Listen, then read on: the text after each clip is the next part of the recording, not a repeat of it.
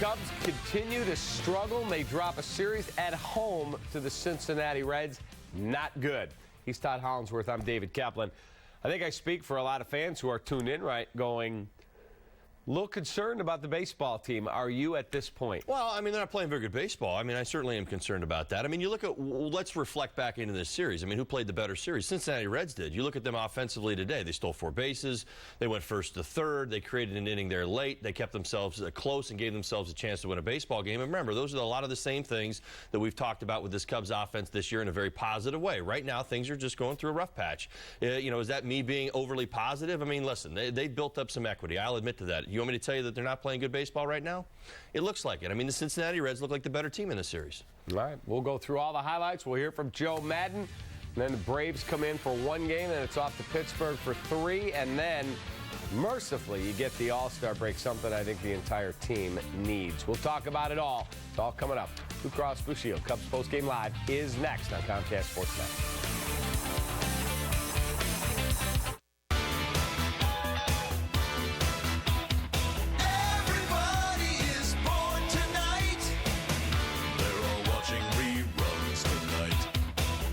Yeah, not us. Nah, no reruns here. Yeah, we have X1 from Xfinity. Everybody crochet tonight.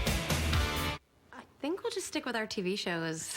Don't fall for DirecTV. Get 4 times more TV shows and movies on demand with Xfinity. Sign up today or get started with this great offer. Call or go online today.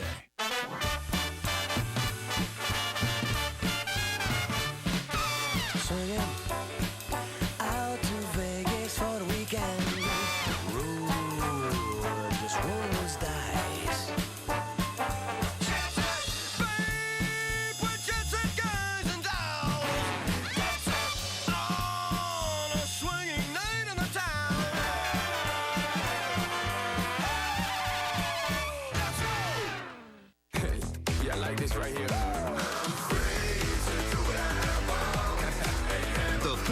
Sales event is on, and 0 for 72 is back on 2016 Ford Focus, Fusion, and Escape. Plus, specially tagged vehicles get an extra 1,000 smart bonus. That means freedom from interest and freedom to choose with Ford, America's best-selling brand. Free, baby.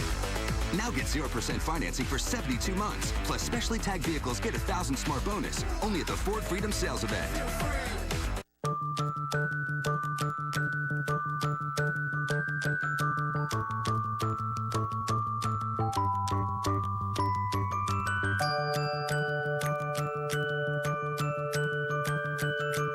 Your home, your auto. They just go together. Combine your home and auto insurance with State Farm. Save time and money. Just another way we're here to help life go right. Talk to your State Farm agent today.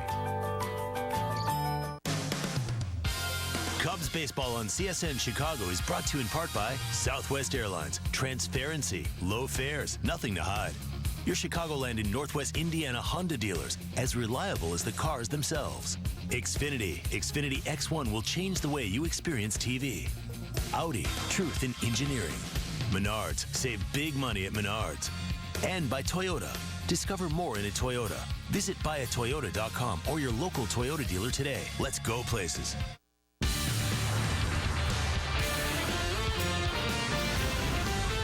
This is Cubs Postgame Live, presented by Blue Cross Blue Shield of Illinois.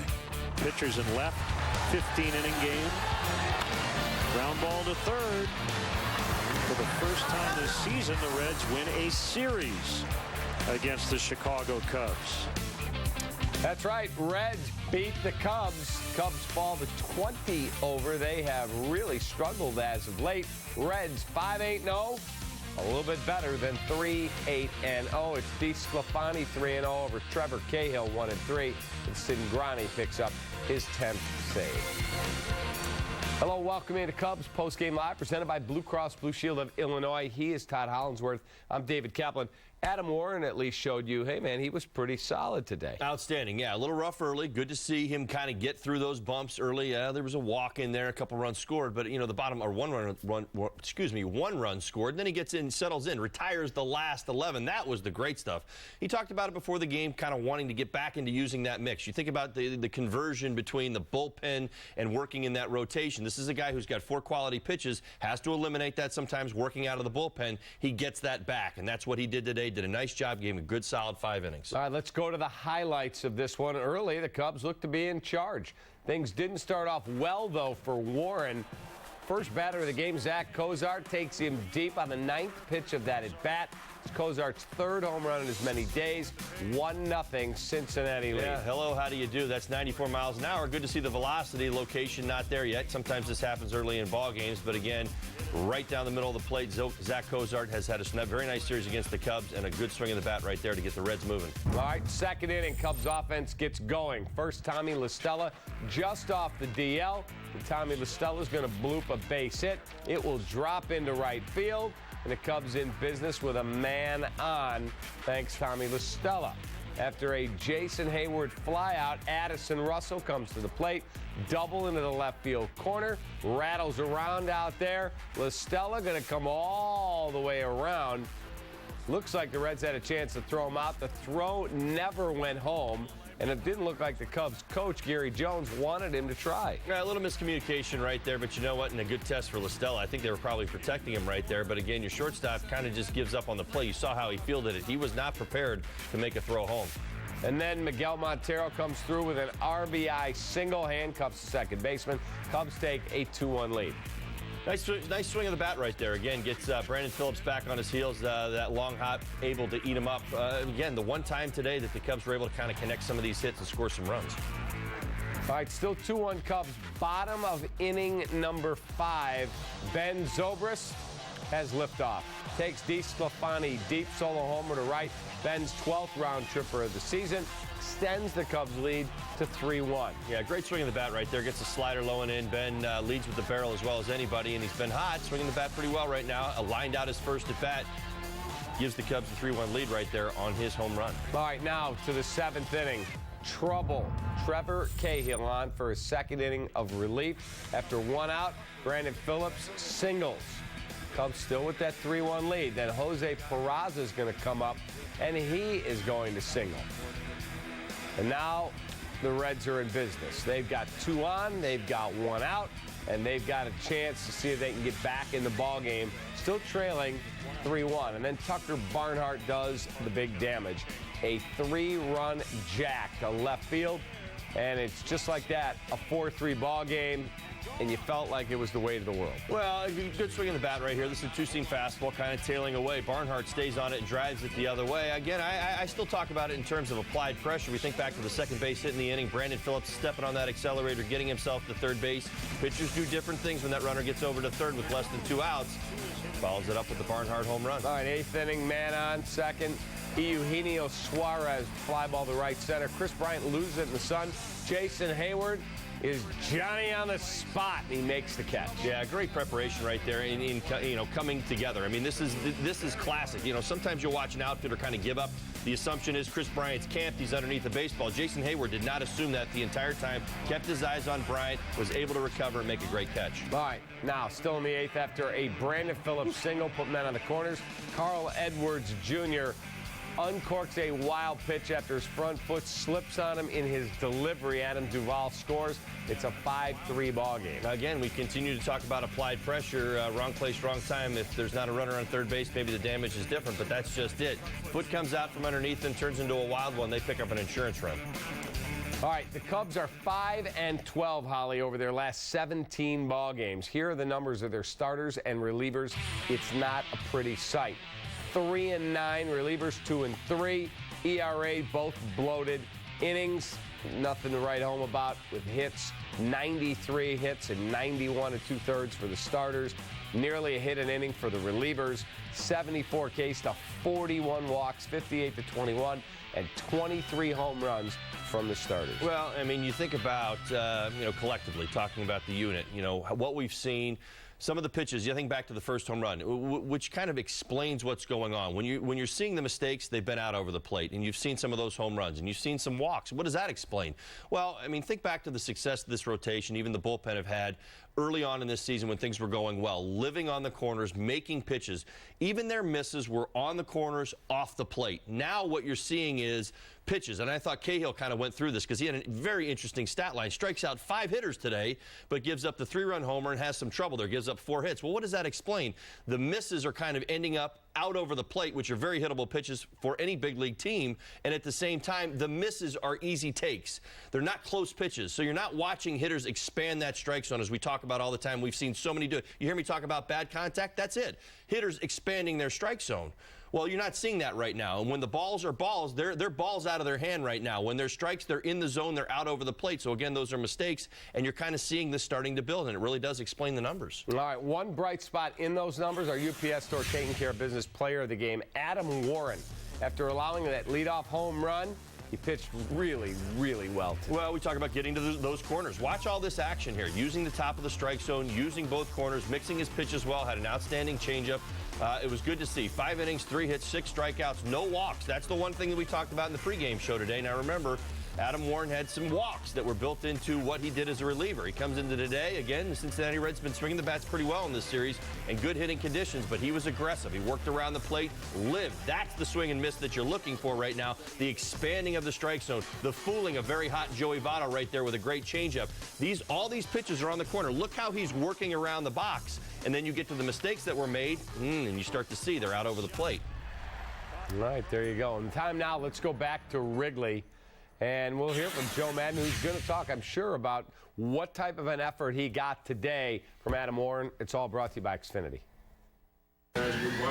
Pitched really well. I mean, it was obviously pretty warm out there. Getting through 5 was a great piece on his part of the leadoff homer. Then after that, he struggled maybe a little bit in the second, but got better, game in progress. I thought the quality of the pitches continued to get better. I talked to him about that after he took him out, so he did an outstanding job. So what you're going through right now, is it a snapshot of your season, or are there some trends there that you're seeing that need to be addressed, perhaps? It's more likely a snapshot just based on people in and out of the lineup. Right now, the bullpen isn't 100%. We're experimenting with different things. Grimm finally got back today, got him an inning in there. Nostropi, I didn't really want to use Travis today.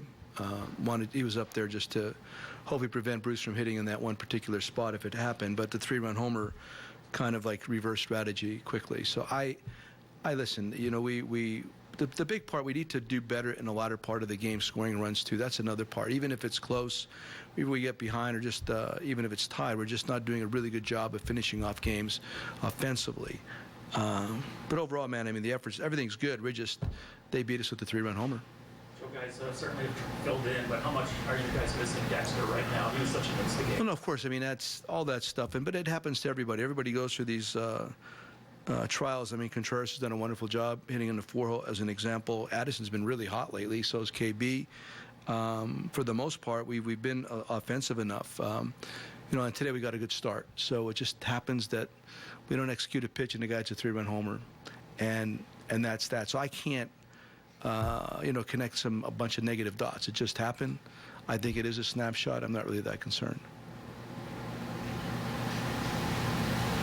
We didn't get to ask you about Ross.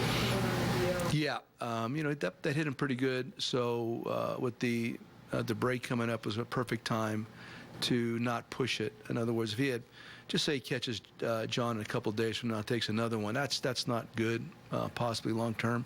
So let's give him a chance to settle it down and get him well and get him back out there. So you'll have Miguel handle Lester? No, it'll be Contreras. But you'll go 2 catchers the rest of the way? For the first half. Yeah, I mean through the All-Star break, yes. What was the deal with CJ after? He said he tripped. He slipped, he tripped. I mean, I saw him doing like the little thing where you pick your leg up. I don't know. I mean, listen, if his legs hurt, that could hurt his arm. That's why I definitely wanted to get out there. He just said he just slipped. And so once he threw that first pitch, you could see it was fine. And that's all that was. Time for our Elk Grove pitching recap for you. Let's take a look at the numbers. Anthony DeSclafani, not bad. 6 innings, 8 hits, 3 earned, punched out 6, didn't walk a man, nary a walk, 1 home run, and 92 pitches thrown. For Adam Warren, he threw 93 pitches, 5 innings, 3 hits, 1 earned, 6 Ks, nary a walk, and a home run. Let's talk about Anthony DeSclafani. Well, he did a very nice job today. Again, we talked a lot about his secondary pitches, and you saw them really, in strikeout counts. He did strike out 6, didn't walk anybody. But again, getting back to the Cubs' approach against him, they had hits in the 5 of the 6 innings. They just weren't able to kind of connect it up, and that's what I keep telling you, Cappy. You look at what the Reds did. They connected the dots one time in this ballgame. It led to a 3-run homer. Where the Cubs, you've got the 1 inning in which they did, and they got it going in that 2nd inning. But other than that, you had a base hit in 3rd, you had a base hit in the 4th, you had the home run and the single in the 5th, but you only got the home run value out of it in that 5th inning, and then a shutdown 6th inning from DeSclafani. So, credit where credit is due. He made pitches. I don't want to sit here and say that sometimes you get the sense that maybe the Cubs get dependent on the long ball when the conditions are what they are at Wrigley Field, and you've got powerful hitters in the lineup. But again, it just feels like it's been a little while since we've watched this kind of lineup roll together. And I know that there's been a lot of different guys in there, but that's the feeling that you're left with. You watch the Reds do it one time and kind of build that inning. That's what you want to see. We had base runners on today. We just couldn't kind of get anything going in gear behind him, behind that lead runner on. All right, well, we've got to take a time out here. Anthony DeSclafani picks up the win. And again, the Cubs lose. Big home run beats Trevor Cahill. Time for a break. Cubs Postgame Live, presented by Blue Cross Blue Shield, continues. We'll be right back. Up next, you'll hear from Kyle Schwarber on his rehab and Adam Warren on his start. Cubs Postgame Live is presented by Blue Cross Blue Shield of Illinois. Through it all. If you feel like singing a song and you want other people to sing along, just sing what you feel. Don't let anyone say it's wrong. When there's a light, what light? When there's a light, what light? When there's a light, why light? Road trip. Nippers, yeah. Can't be without my nippers, yeah. It's all about my nippers, yeah. Everybody wants some nippers, yeah. Why am I on a donkey? Nippers, yeah. It's a nibbler venture. Nippers, yeah. Crispy corn dog, please. Creamy mac and cheese. Nippers, yeah. These will not last long. Nippers, yeah. Just like this theme song. Yeah. Four Seasons, how can we help you? It's the air conditioner. He's having another breakdown. Hurry! Remain calm. We are on our way. With 24-hour emergency repair and same-day installation, Four Seasons can replace your AC for as little as $24.95. Furnace and AC combos from $36.95. And take advantage of 0% interest for 5 years. For all the right reasons, call it 664 Seasons. Moving a 295-pound refrigerator is not easy. Moving your wife's 17th century colonial stemware collection is rarely easy. Moving Mr. Smooches is never easy. Fortunately, moving your favorite entertainment with DirecTV is always easy. Just one call before you move is all it takes. Done. The DirecTV Movers deal. Easy now comes with bundles and equipment upgrades too. Call and ask about all the benefits today. Non-attorney spokesperson. Attention women with ovarian cancer. If you or a loved one use baby powder before your diagnosis, call 800-229-9261 now. You may be entitled to compensation. For decades, medical studies have linked long-term use of baby powder with ovarian cancer. If you or someone you love was diagnosed with ovarian cancer after using baby powder, call 800-229-9261 now.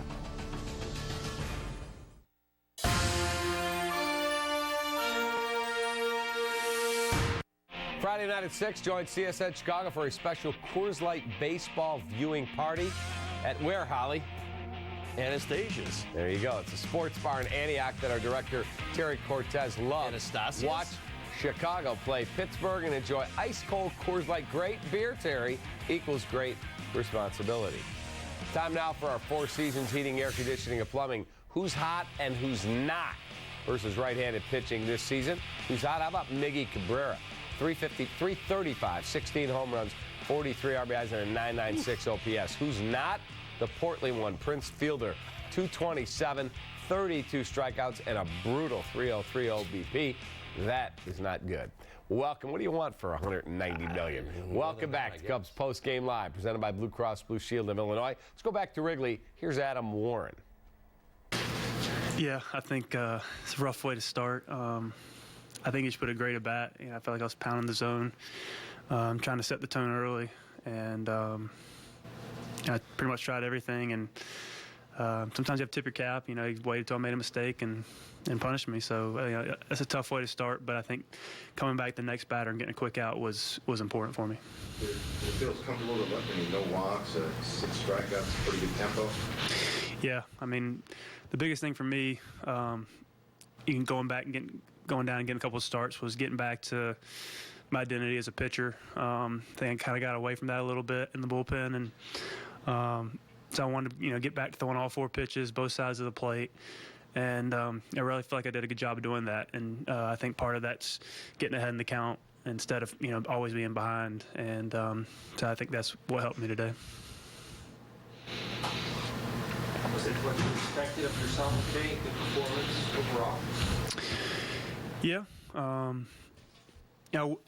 They kind of battled, kind of worked my pitch count up a little bit early on, which was frustrating, but to be able to put a couple strong innings at the end together and,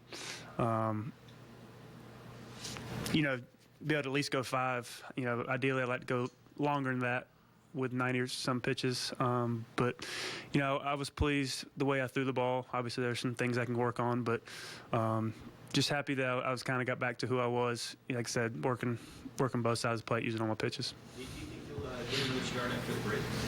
I have no idea. They haven't really told me anything, so I'll wait till they tell me something. Do you think you made a case to stick around and make that second start?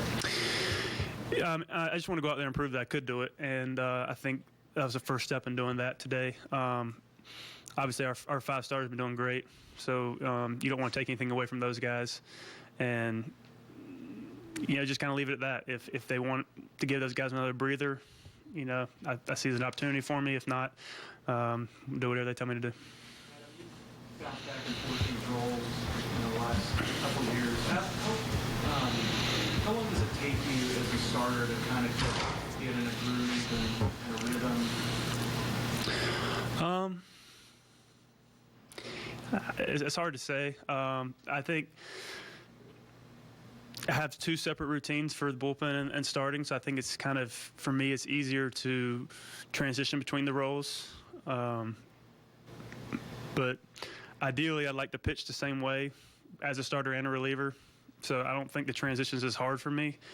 But, I think the first start in AAA I was a little off, kind of figuring some things out. And then the next start I felt good, so maybe a 1-start buffer this time. Joe was telling us before the game he thinks there's a lot there with you. They traded a popular player. Are you eager to show that, yeah, there is a lot there with me? Yeah, I think a lot of my value comes from being versatile, going back and forth between starting and relieving, being able to throw multiple innings out of the bullpen. So it's nice to be able to, give the starters a break in a long stretch or, eat up the 5 innings. So, I think that's part of my value. So it's nice to get out there and, get some quality innings and give those guys a rest. All right, time for the Honda winning box score. And again, it belongs to the Reds. Zach Cozart, table setter at the top, 2 for 5, a solo jack, a stolen base. Finally cooled off Billy Hamilton. 3 hits, though, for Brandon Phillips, a run and a stolen base as well. And then Peraza had a couple of knocks. Tucker Barnhart had 1 knock, but it was a big one, a 3-run bomb in the 7th. No, like I said, let's play connect the dots, Cap. It's how it works in close score, marginal games. I mean, we talk about the close margin in this game, and you look at the bottom of their lineup, they get it done together, and that's just it. They went 1st to 3rd, as I said at the beginning of the show, a couple times. They stole 4 bases. They continued to put pressure on the Cubs pitching. Once they got that 3-run homer, they stayed after it just a little bit. Again, it's all about applied pressure when you're playing games that are a margin of 1-2 runs, much like the Cubs played in this one. It felt like if we can keep them under 3 runs, we're going to win this ball game today. But did you get the sense at any point that we were starting to get things going offensively? No. Neither did I. I mean, that's the same thing. Never felt that way. You know, it's that idea, like I say, I talk about it in terms of connecting the dots. The Reds continue to put guys on base and kind of take their walks and kind of make some things happen. They look like the more aggressive team. All right. Let's take a look at the Cubs box score. We call it the losing team box score, unfortunately. Ben Zobrist, a solo jack. Chris Bryant, a 1 for 4. Rizzo, 1 for 3. Contreras, a 1 for 4. I mean, you got a knock from everybody except your pitcher. Just as you put it to me before we came on for postgame, there was nothing linked together. Well, right. I mean, you know, even going up against DeSclafani, I mean, you look at how it is. You had 1 hit in the first inning, you had 3 hits in the second inning, and you had hits in every inning but the 6th against DeSclafani, and it kind of explains it when you look at the box score. As I just said, you know, you look at the Reds, they made it work. They only had 8 hits. Well, in the they game would get a hit, and then they'd string it together with a walk, and then come up with a big homer. And it wasn't the one opportunity. Again, they kind of stayed after it just a little bit. And you look at what the Cubs did. It was, you know, a hit in a couple places. They got a couple ground ball outs, 2 double plays. You know, it eliminated that base hit. It was that next hit that kind of opens up an inning. You did it one time in the second. It just didn't happen again. Right. All right. Before the game, Kyle Schwarber met with the media. He said his rehab is on schedule, and he has not had any setbacks. Schwarber was also asked about Theo Epstein, coming out and saying he expects Schwarber to be with the team for a long time. It's obviously nice that they feel about me like that, and you know, I love this organization, I love this team, and you know, I want to stay here. But you know, obviously things are out of my control. But since you did say that, you know, I take that you know, to heart, and it means a lot. I'm going to work my butt off to get back as soon as I can, whatever the timetable is. So you know, like I said, I want to do more, and I think that's only a good mindset to have. And, you know, whatever happens, happens. All right, so there's some thoughts from Schwarber, who his bat would bring so much thunder into the lineup. And Theo has already said, forget thinking he'll be back in October for the postseason. He's done for the year. But to have him back in the lineup next year, it's a big bat to get back. Well, you have to take pressure off that situation. I mean, that's really what it comes down to. Remember, Kyle's a very young player. He's done some great things at the Major League level. We certainly are very excited for what his future is going to be. I think that would be a heaping amount of pressure on a young man who, with the idea of getting back to October or building towards something, not that that isn't talked about behind the scenes. I'm sure he's making that a target goal for himself with the hopes that maybe it happens, but you can't talk about it that way, and you can't talk about it publicly. If those expectations are built in, that's where the hope, and then there potentially is disappointment if there's any kind of setback. I think they're handling it the absolute right way. And again, the vote of confidence, which I think is the key, as Theo said, listen, you're part of our future right now. We don't know what tomorrow holds, but right now, the way that we see it, you're a big part of what we do. When you look at a guy like that, and some of the fan base, very vocal on Twitter, they will say, well, he's probably not a great option after an ACL, LCL injury as a regular catcher. He still needs a lot of work in the outfield. Do you think when Theo gives the vote of confidence and says we are not trading him, that is definitely how he feels, or, well, the right deal comes along, they'd move him? Well, even if the right deal comes along, it's going to be a painful one. I mean, I deal with general managers every day, you know, former general managers. I talk to them all the time. I mean, these aren't deals that are fun to make, even when they do happen. And again, you're talking about an opportunity to win.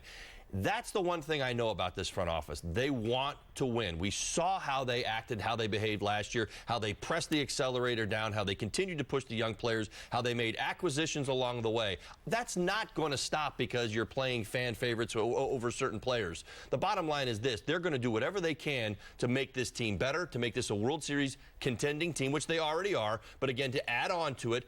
And maybe it's going to burn. At some point, you know this conversation is going to be had, Cap, where, you know, the acquisition of certain talent was brought in, but it cost you this or it cost you that. Whether it's Schwarber, I don't know. I don't know where that ultimately leads, but I will say this. He's coveted by so many people out there because of his bat and what he can bring to the table. And that's one thing that, again, he can wake up every morning, go to his rehab, and know that when you hear teams out there are interested in you, that's a feather in your cap. Yeah, if one team is giving up on you, it means someone else is taking It's not even like they're giving up on him. I mean, you have to see it that way. It's just a huge price. Absolutely, and that's certainly it. I mean, Shores is going to get an opportunity to be a big league ball player and do what he can do somewhere. I mean, we'd love to see it here in Chicago. I love everything about the guy. I think he's pure Chicago. But the bottom line is you're trying to make this team better for a playoff push and a playoff run this year. That might lead to a whole lot of different conversations. But I do know this, talking to a lot of people, they tell me he is a name that constantly comes up because of who he is as a player. And as a guy. And as a guy, absolutely. All right, we'll be right back. Cubs Postgame Live, presented by Blue Cross Blue Shield. You hear from All-Star shortstop Addison Russell when we return. What would we be without our mountains? Without the things that stand in our way, that make us better? At Coors, our mountain is brewing the world's most refreshing beer. Lagered, filtered, and packaged cold. Our mountains make us who we are. Your mountains make you who you are. Whatever your mountain, climb on.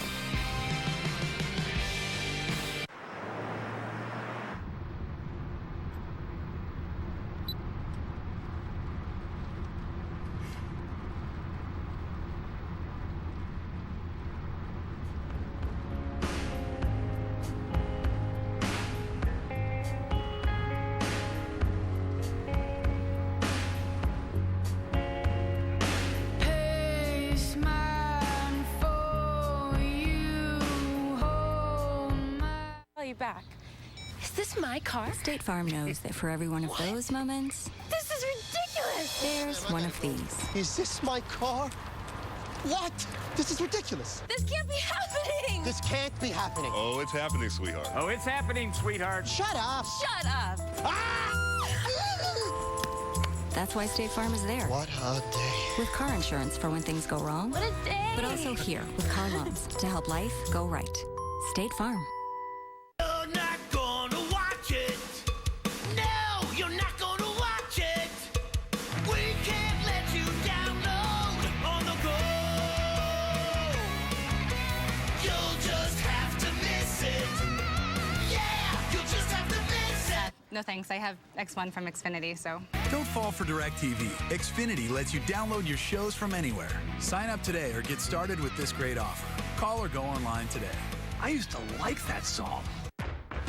From the first building block to the last coat of paint, Menards is here to help with an 11% rebate on everything, even sale prices, so you can finish your latest project and start planning the next big thing. Now's the time to update your home's exterior and give it a unique look with our huge selection of siding and laminated architectural shingles. Save big money and get an 11% rebate on everything, even sale prices now at Menards. Save big money at Menards.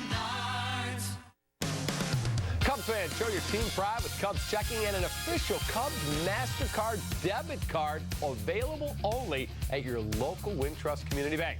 Go to wintrust.com/Cubs to learn more. Member FDIC. Holly's buying dinner with that Wintrust card. Hey, let's look back at his keys from Your the pregame Wintrust show, card. sponsored by Blue Cross Blue Shield. That's right, he stole it out of your wallet. Get him in, get him on, get him in. What we were talking about was going up against DeSclafani today. The one thing that really stood out to me, lead outfitters were hitting .321 against him. Runners in scoring position 167, meaning he was good out of the stretch. He's used his secondary pitches. He made pitches again. What have I described so far for you today? We had base runners on. We had base hits in the ballgame. We were not able to kind of connect those dots other than that second inning. So I thought maybe there would be an opportunity to do a little bit more against him. Unfortunately, didn't go that way. Walks will haunt you. Really just kind of keying in on Adam Warren. Going into this ballgame, 25 innings, out of the bullpen, 14 walks. That can't happen. He talked about it and what he wanted to do today. You didn't see a walk. Great. Stayed aggressive. Yes, we know great hitting conditions at Coors, at Wrigley Field today. It plays like Coors when it gets like this. But he made pitches. That's it. You wanted to see that aggressiveness. You wanted to see him stay after it, and he did it. Great, solid 5 innings. Hopefully we'll get to see that again. The last one, the secondary stuff, and that was just kind of getting back to both of these starters who use their fastballs a little bit differently than some guys that we've seen. Both have great secondary pitches, and both use them well in this game. All right, let's hear from Addison Russell. He is the Cubs all-star shortstop in the locker room. the team goes through right now? I guess so. Really can't explain it right now, but I mean, we're still going to try and go out there and get the job done. Obviously, past few weeks it hasn't been working, but we still have high hope and high faith, and we just got to go to the next day and get better. Dexter, not an all-star for nothing. How much do you miss him at the top of the lineup? I think that he was a pivotal role, you know, to get him back up there. I think the Cubs will be better off. Looking ahead to the All-Star game, it has to be pretty exciting knowing that it's only the second time in history that All-Star starting infielders is often the same franchise. Absolutely. You know, I go to battle with these dudes every single day, and it doesn't surprise me that they're all-stars as well. Just having all those teammates there, just going into this whole new experience is going to make, you know, this experience just be a little bit more easier. I could pick their minds a little bit about certain things and get some advice from them. You guys are conditioned to play 162, but you think the team's a little bit tired even right now? It's a long, hot summer already. You know, I'm not really seeing fatigue in the team. I know that there's been a few injuries here and there, but on the upside, I mean, they're not very serious, and they're all coming back pretty soon. So there's going to be some pretty good moves here in the future. And you're seeing the ball well at the plate right now, aren't you? I'm seeing the ball well. Yeah, just getting into the counts that I like to hit in and seeing it. Do you see any importance in finishing out the end of the first half the right way, getting some wins out of this? Absolutely. Anytime that we could get wins, especially teams that are in our division, it makes it a whole lot easier on us coming down to the wire. All right, we'll take another timeout. We'll come back and wrap up our post-game show. Don't forget, Sports Talk Live comes your way at 5:30, and then Sportsnet Central 6:30. Be right back.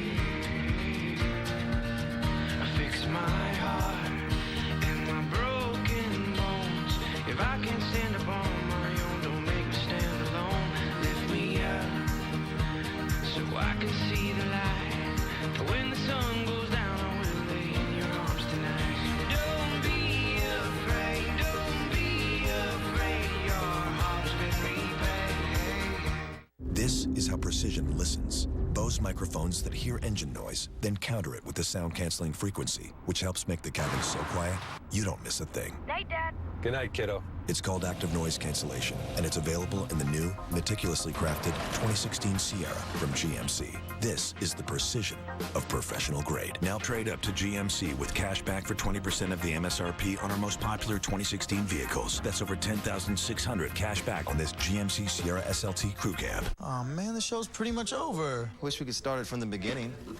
With DirecTV, you can. You see, we got the power to turn back time. Let's start over, let's rewind, and let's go back and not quit the gym and have a chance to say goodbye to Grampy and Tim.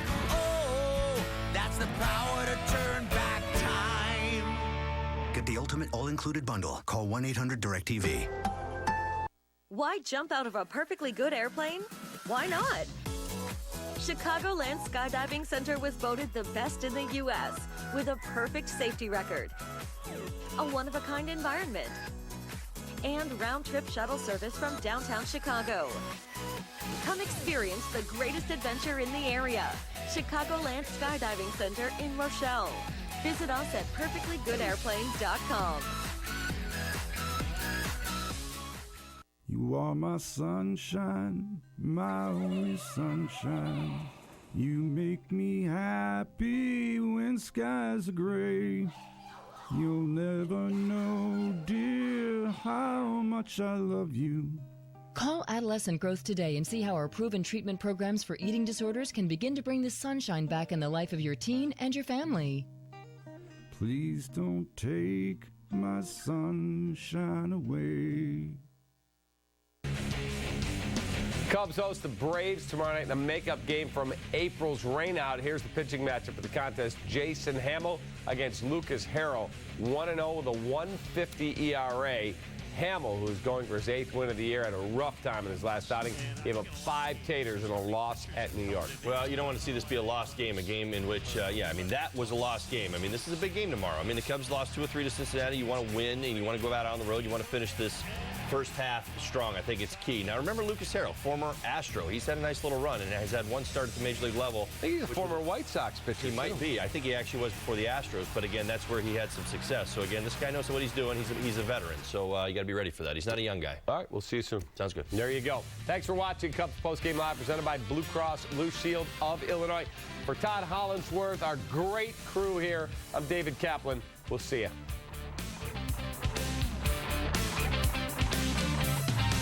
If you feel like singing a song and you want other people to sing along, just sing what you feel. Don't let anyone say it's wrong. When there's a light, what light? Well, there's a light, what light? Well, there's a light, white light. Road trip. Nippers, yeah. Can't be without my nippers, yeah. It's all about my nippers, yeah. Everybody wants some nippers, yeah. Why am I on a donkey? Nippers, yeah. It's a nibbler venture. Nippers, yeah. Crispy corn dog, please. Creamy mac and cheese. Nippers, yeah. These will not last long. Nippers, yeah. Just like this theme song. Four Seasons, how can we help you? It's the air conditioner. He's having another breakdown. Hurry! Remain calm. We are on our way. With 24-hour emergency repair and same-day installation, Four Seasons can replace your AC for as little as $24.95. Furnace and AC combos from $36.95. And take advantage of 0% interest for 5 years. For all the right reasons, call 866-4 Seasons.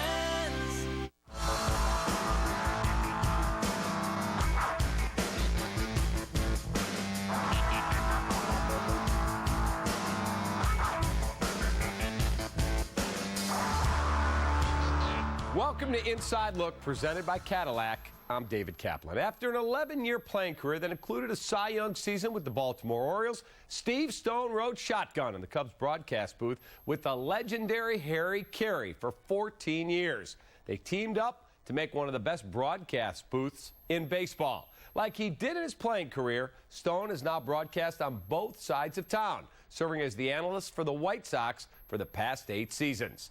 On this edition of Inside Look, Steve Stone discusses his legendary tales with Harry, his unceremonious departure from the North Side, and how his parents shaped the man he is today. Steve, take us back to South Euclid, Ohio. What was life like in the Stone household when you were a youngster?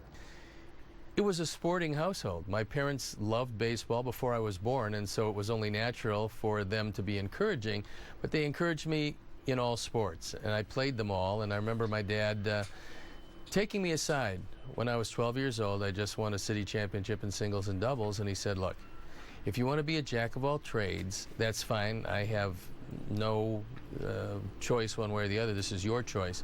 But you can't pitch and play tennis because it's too much strain on your arm and your arm's going to blow out. So either play everything and understand that that's what you're going to do, or pick one. Pick tennis or baseball, and then your arm will be able to hold up. Well, I liked tennis, and I was much better at tennis, but I loved baseball, and so that's what I stuck with. I put my tennis racket down until we had a strike. One of the years I was in the major leagues, we had a strike. I started playing tennis again. All the things I couldn't do when I was 13 years old, I could now do, and it was fun, but I went, what are you doing? You're still pitching. Put the tennis racket down. But so that was my choice. And my parents were very encouraging. That was the best part of growing up with them as parents, was regardless of what I did, they took me there, they encouraged me, and they had belief in me even when I didn't have belief in myself. So when did you know as a kid, I'm pretty good? Well, I was a 500 pitcher in Little League, which is most unlike most of the people who were major league pitchers. And some would say that it hounded me throughout my career. I never got better than that. But as a 500 pitcher in Little League, I knew that somewhere along the line I would have to get a little bigger and a little stronger. Between my junior and senior year in high school, I gained about 3 inches and about 25 pounds, and all of a sudden my fastball started to actually have something on it.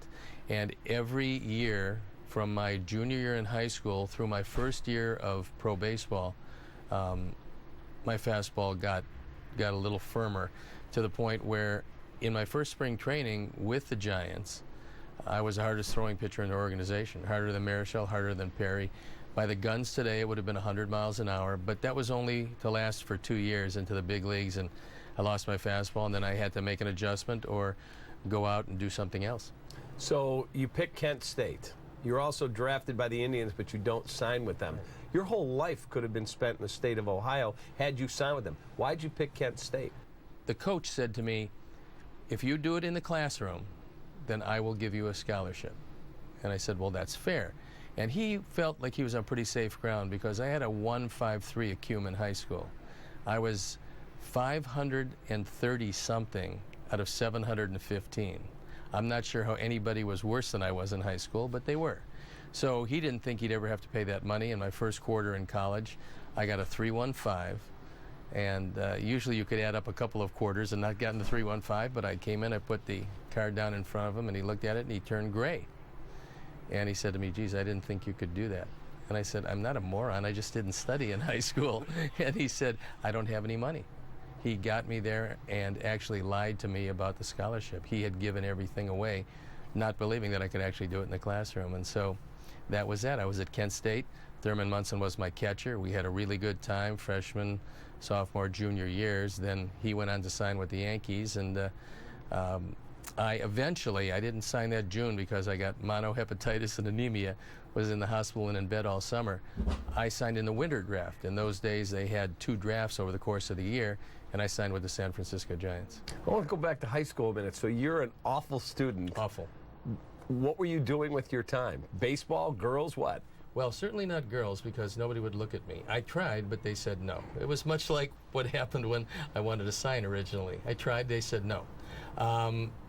So it was just, I don't know, I didn't study. I wasn't a motivated student. There was nothing that I thought I was going to do in my future that was going to correspond to what I was doing in high school. And so when I took my test scores, they were pretty good. In fact, they got me into Ohio State with, no restrictions. They got me into Kent State with no problem. And my parents were always there. They were always supportive, and they took another job. My mother started working as a waitress in a shot in a beer bar to accumulate some money to enable me to go to school. So I owe them a debt that, unfortunately, I could never repay. It didn't matter what I did later in life. They set me on the path, both educationally and baseball-wise, to set up my life.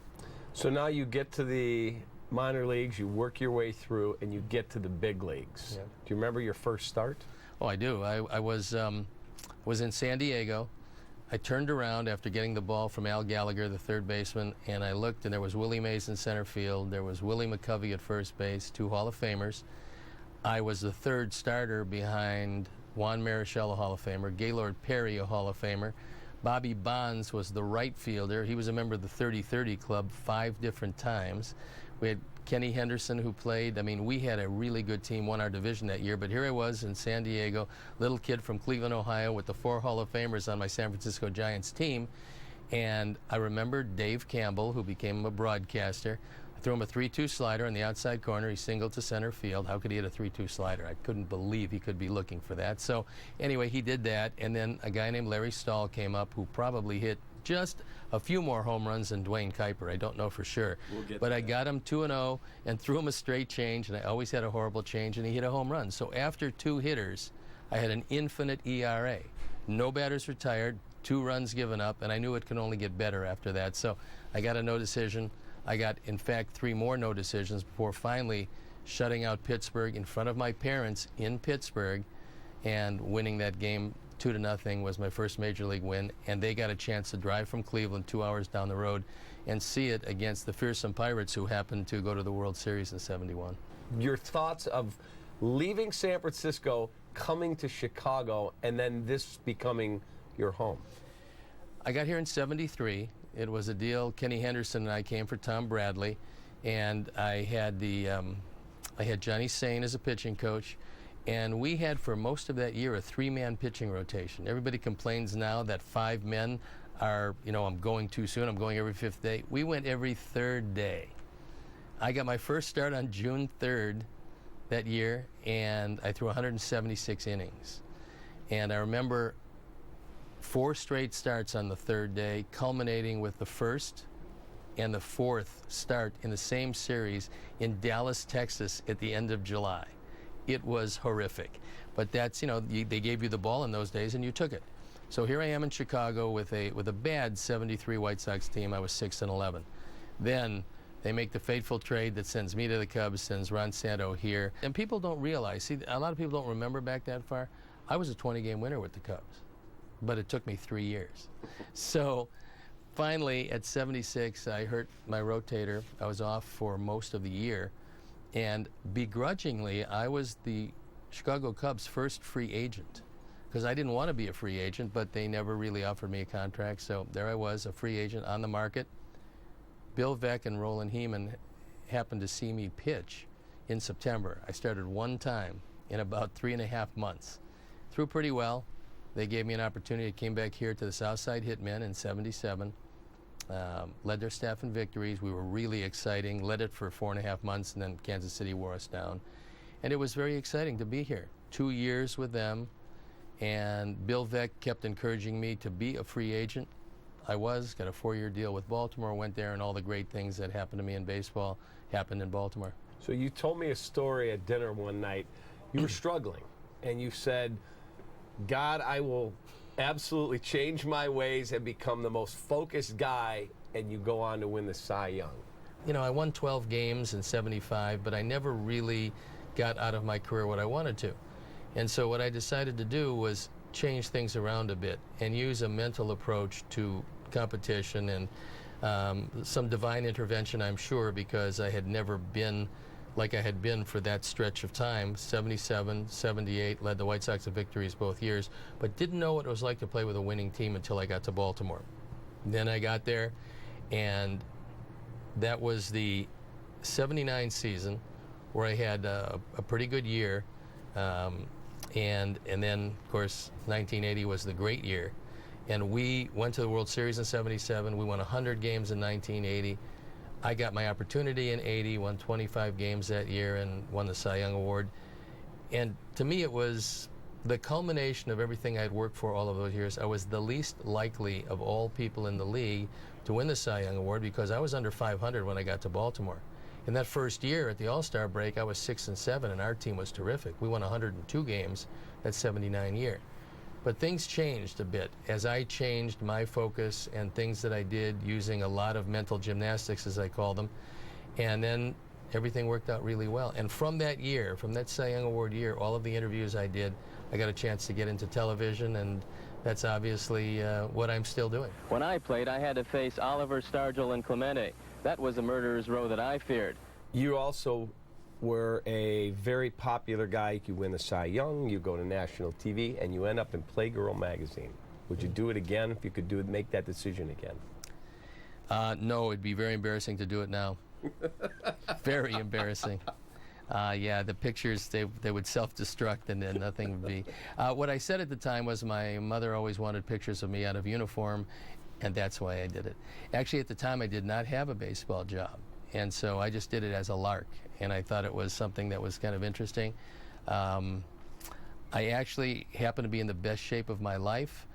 The only thing I don't think I would have done again was sign the deal myself. I think I found out later on that you have lawyers sign deals, and then you make a restricted use of the pictures because they followed me around for quite some time. Still, I'm very happy with the way I looked. However, it's something that as time goes by and you look back and you say, I think it's approximately, I think you could understand, and the people who are watching this could understand, it's like getting a rat tattooed on your face.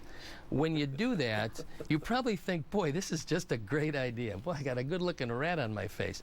Then you get 30 years down the road and you look in the mirror and you go, how could you have tattooed a rat on your face, you moron?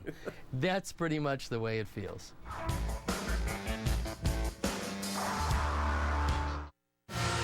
In Inside Look is presented to you by Cadillac. See your Chicagoland or Northwest Indiana Cadillac dealer for our attractive offers today.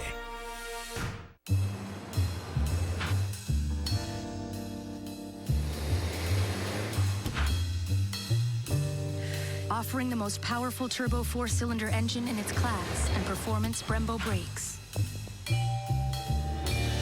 The Cadillac ATS, every moment accelerated. During summer's best, get this low-mileage lease on this Cadillac ATS from around $279 per month or purchase with 0% APR financing. This Friday at 6, join CSN Chicago for a special Coors Light baseball viewing party at Anastasia Sports Bar in Antioch. Watch Chicago play Pittsburgh and enjoy ice-cold Coors Light. Great beer equals great responsibility.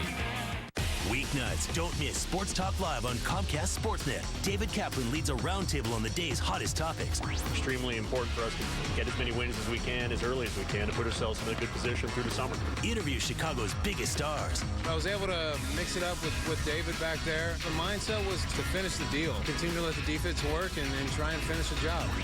And interacts with you at home. Sports Talk Live, presented by Chevy Silverado. Next on Comcast Sportsnet.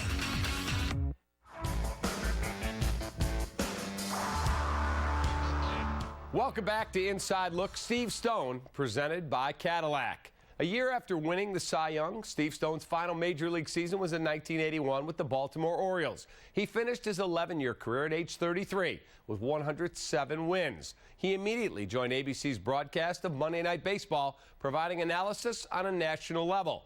In 1983, he received a phone call to come home to Chicago with a chance to team with the legendary Harry Carey. My dentist was always here in Chicago, as was my barber, even when I lived in Baltimore. So I stayed at the Ambassador East because we were broadcasting in Milwaukee. I went to get 2 newspapers. The bellhop said 2 papers for Mr. Carey. So I wrote out a card and I handed it to him. I said, give this to Harry, and went back to my room. He called me up. He says, hey, where are you? I said, where do you think? You got my card. I'm at the hotel. You know, he says, well, don't leave your room. They're looking for a partner for me. I gave him your name. I gave him a couple of names. You're one of them. You're going to get a call in a minute. It was Jim Dowdle. Asked me if I'd like to come down and talk with him. I said, sure. And he said, we don't know if there's going to be a job or not. We're not sure exactly what we're going to do. And he went on to tell me what the job was going to be like, and you'd be working with Harry. And, you know, so I said, well, that's great. And I asked him, you know, what does it pay? And he said, you know, don't worry about that. Harry makes a lot of money, so we got to pay you commensurate with that. He told me, you got the job. We're going to announce it. We got to wait for a few things to die down. I said, what does it pay? He said, don't worry about that. Well, I went to work the first day still not knowing and not having any idea what I was making. I hadn't signed a contract. There was no parameters to my employment. I just knew I was going to work with Harry Carey, and I guess I was going to work as long as they wanted me to work.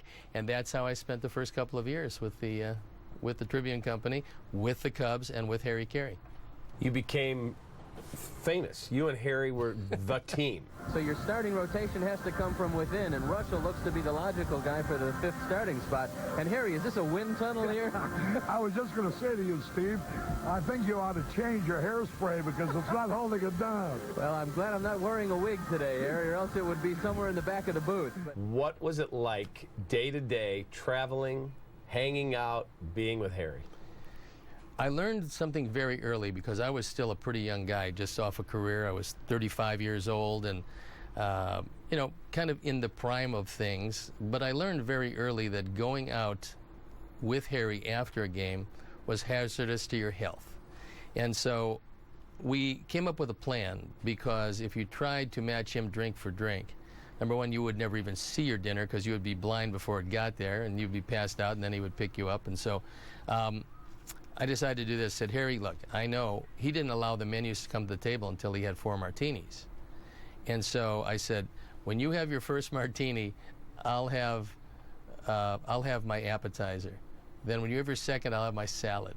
When you have your third, I'll have my entree. When you have your fourth, I'll have my dessert. And then you can eat, and I'll sit and watch you eat, and we'll talk. And that became the plan. Otherwise, I would have been dead. But he used to routinely have 4 martinis before dinner. Now it would be 12:30, 12:45. He'd have linguine with clam sauce and a veal chop. Then he would have after dinner, well, during dinner, he would have a Budweiser or 2 or a glass of wine or 2, depending on what he ordered. Then he would have a couple of Grand Marniers after dinner. Then he would drop me off at the hotel. Then he would go out and do some serious drinking after that. So it was wonderful because he had a great idea of the absurdity of a lot of the games. He had a wonderful sense of humor. He knew when to speak for the game and knew when the game should speak for itself.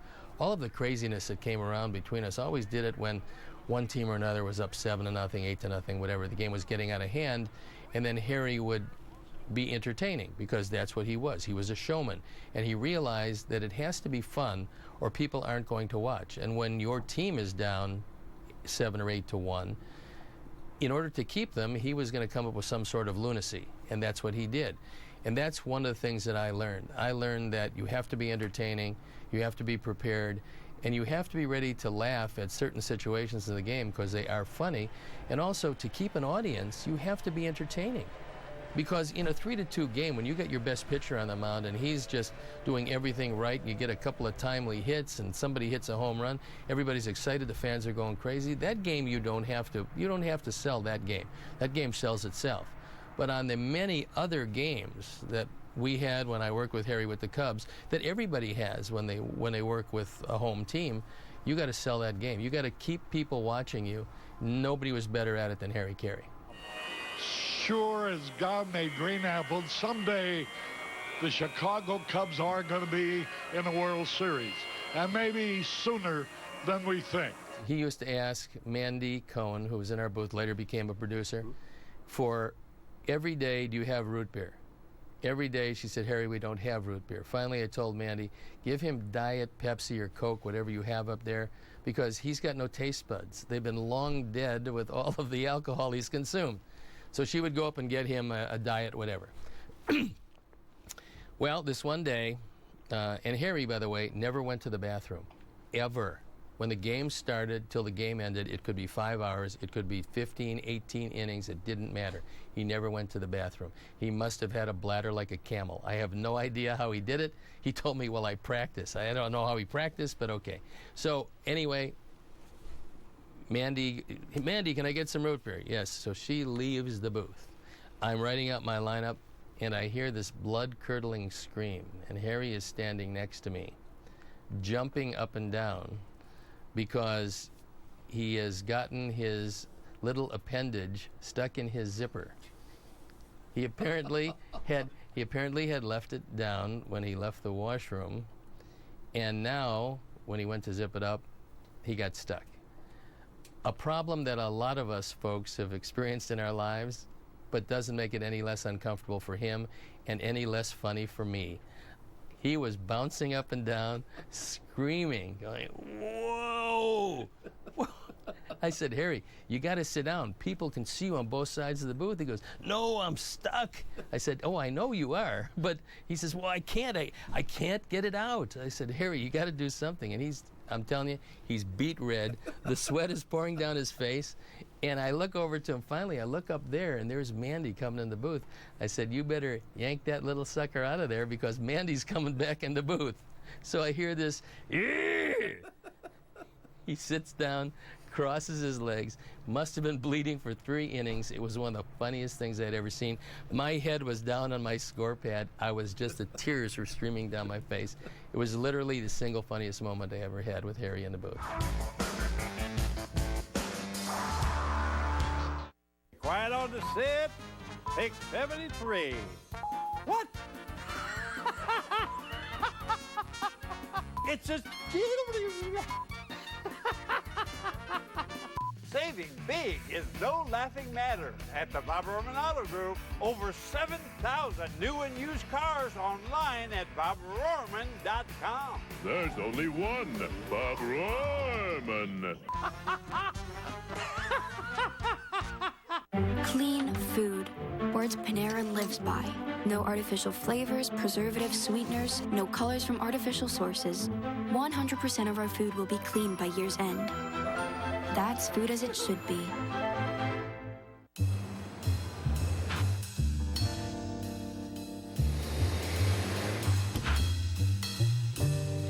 Offering the most powerful turbo 4-cylinder engine in its class and performance Brembo brakes.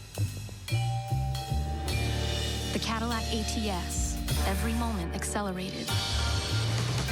During summer's best, get this low-mileage lease on this Cadillac ATS from around $279 per month, or purchase with 0% APR financing. With robotic technology, we can now regrow your natural hair. And I should know, because I had the same procedure done to myself. The technology is here. The time is now. Fantastic results, flexible payments. Call today. After the Cubs finished the 2003 season just 5 outs from a World Series berth, the 2004 Cubs had expectations of winning the World Series. With a postseason berth on the line, the team unraveled in the season's final weeks, and misplaced blame on the home team's broadcasters put Stone in a different light. You and Chip became lightning rods from the players. The fans supported you. Yeah, they did. The players did not like when you guys told the truth, that they were finding a way not to win. We got guys calling the booth like Kent Merker. What was that season like for you to go through?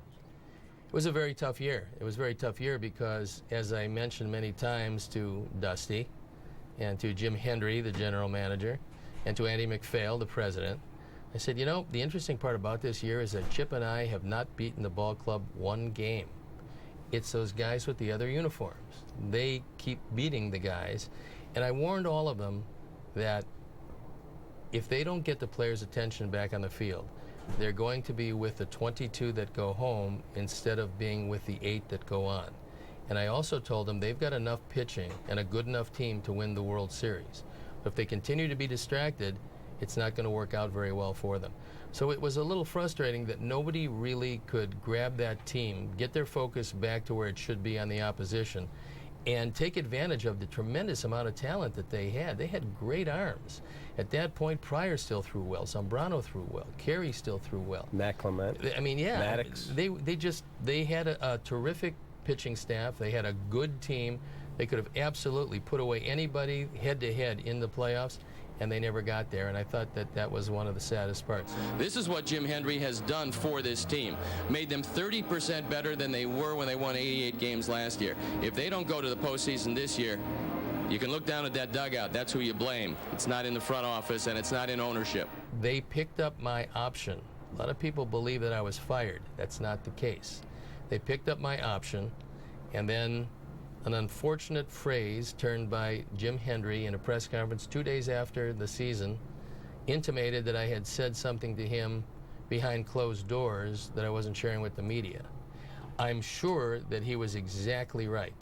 But because I've never shared anything that anybody said to me behind closed doors, because it was said behind closed doors, I felt that it was a cheap shot. And it took my credibility and questioned it. Because we talked all the time. I mean, what I said to Andy McPhail in his office, or Dusty Baker in his office, or Jim Hendry in his office, that's not for public consumption. It's two baseball people talking about their philosophies and should stay exactly where it is. What we want to tell the press, what we want to tell the fans, what we want to tell people in the general public about what's going on, we choose to tell them. But what's said behind closed doors should be kept there. It wasn't. So I went on. There was life after the Cubs. I really thought I was going to be there for the rest of my career. It didn't work out that way, and that happens to a lot of people. But I still have a suitcase that I carry, and on the suitcase is a little designation. Instead of my name, what I have is 93.6. And I have 93.6 because that's the amount of people, the percentage of them who supported Chip Carey and I when they took a poll at the end of the season of who was right, the Cub organization, the players, or Steve and Chip. Right now, I'd like to take a moment to introduce my new partner in the booth for many years to come. The great guy, I've known him for a long time, great analyst, Steve Stone. And Stoney, welcome, buddy. Okay, it's a pleasure to be here, and it's a pleasure to see an organization that has suddenly gotten a lot of young talent. Jerry gave me that chance to come back, and I have savored every moment of it. I love the city of Chicago. I love baseball. And this year doing the White Sox has been wonderful. The people I work with are great. My two partners, Hawk Harrelson and Jason Benetti, are interesting. They're both completely different in their approach to the game. I adjust to both of them, but you know, I get to do Major League Baseball. Can you think of anything better than being paid to come to the ballpark every day in a city you truly love and call a game that you've lived with your whole life, and now you get to dissect it on a daily basis. And when the team is in contention, as the Sox are this year, and the Cubs have been the last few, every play means something. That's a broadcaster's dream.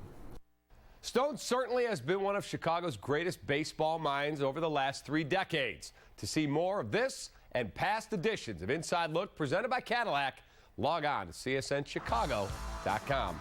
I'm David Kaplan.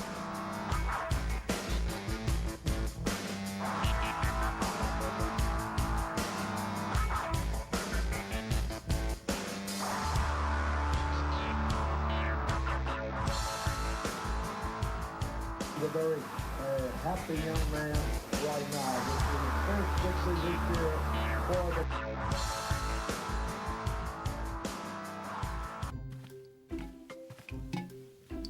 Won't miss that. Won't miss that. Won't miss that. Won't miss that. I will too miss that. No.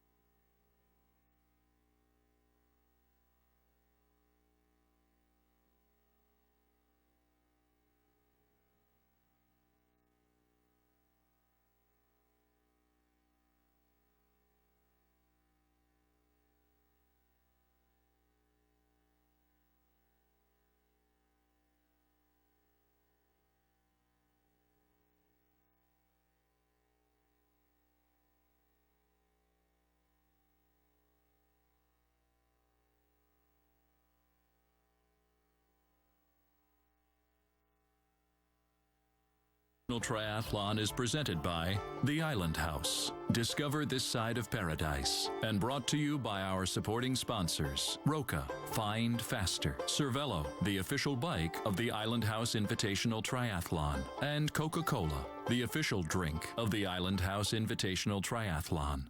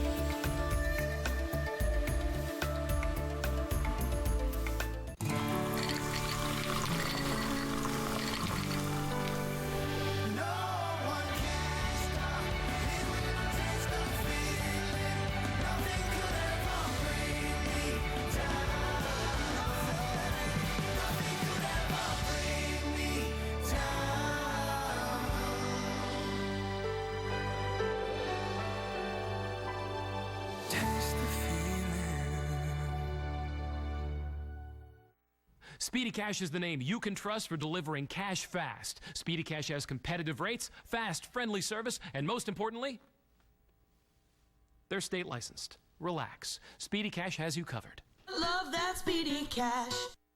Second City? Ha! This is our city, the best city in the world.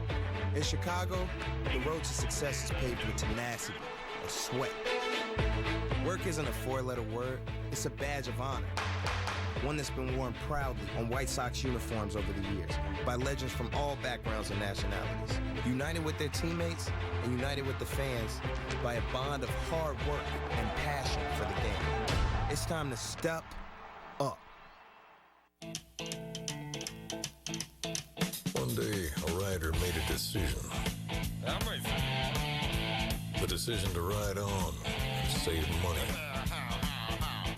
He decided to save money by switching his motorcycle insurance to Geico. There's no shame in saving money. Ride on, ride proud. Geico Motorcycle. Great rates for great rides. With a title loan from Speedy Cash, you can get up to $2,500 cash on the spot. Get the most cash out of your car and into your pocket. With Speedy Cash, you'll always get the most competitive rates. Keep your keys, keep your car, get your cash. Love that Speedy Cash. The Stage 2 Enduro of the Island House Triathlon consists of a unique Olympic-length event. The Roca Swim takes place in Horseshoe Bay, a beach with white sand and crystal blue Caribbean water. It's a draft-legal 500-meter swim, which will be done 3 times throughout the race. This is going to hurt, basically, the gist of it. Swim, bike, run 3 times through. But, I mean, it'll be a bit of fun. I'm sure we'll be smiling at the end of the day once we get our breaths back. I really wish I could give you some big plan that I've written out and this is how it's going to go, but it's just going to come down to whoever can swim, bike, and run the fastest. Take your mark.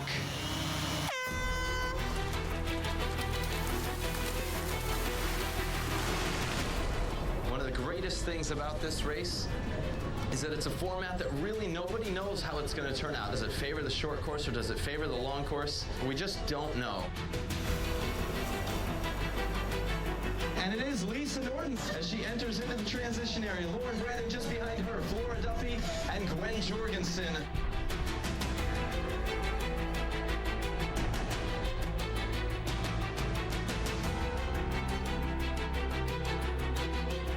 Look at this tight turn coming off of the downhill. So that's Flora Duffy, Lisa Norton, Gwen Jorgensen, and Rachel Colombo leading in the chase pack.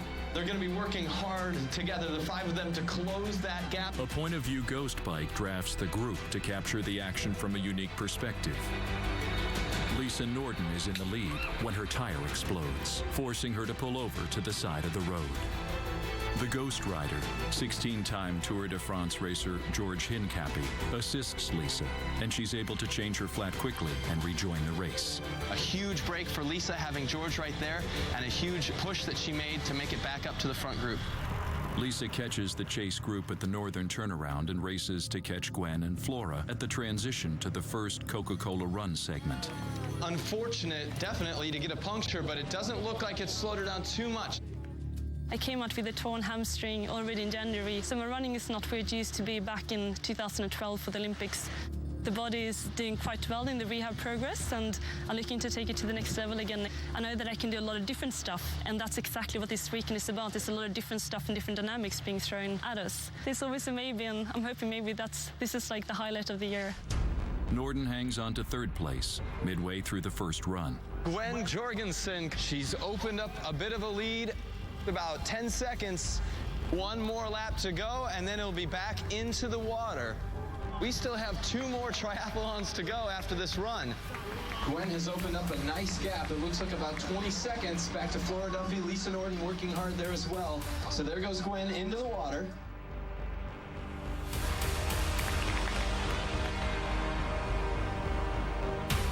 The women complete the 2.2K run and transition into the next Roka swim. With all of the women back in the water, the race mechanic has time to check some bikes. Here at the Island House Triathlon, we are the official bike sponsor, and part of that role is bike support. I'm here to help out any athlete who needs anything at all. We get the name Panic Mechanic because we're in the transition area, or we're around the race venue, and I'm here with spare parts, tools, and can take care of any issue. Cervelo is a engineering-focused company, so everything we do is seeking out competitive advantages for our athletes. This is the fastest road bike on the market, light, stiff, and most importantly, aerodynamic. Gwen Jorgensen emerges from the water first. Lisa Norden, Flora Duffy, Alicia Kay, and Rachel Klammer trail by 47 seconds.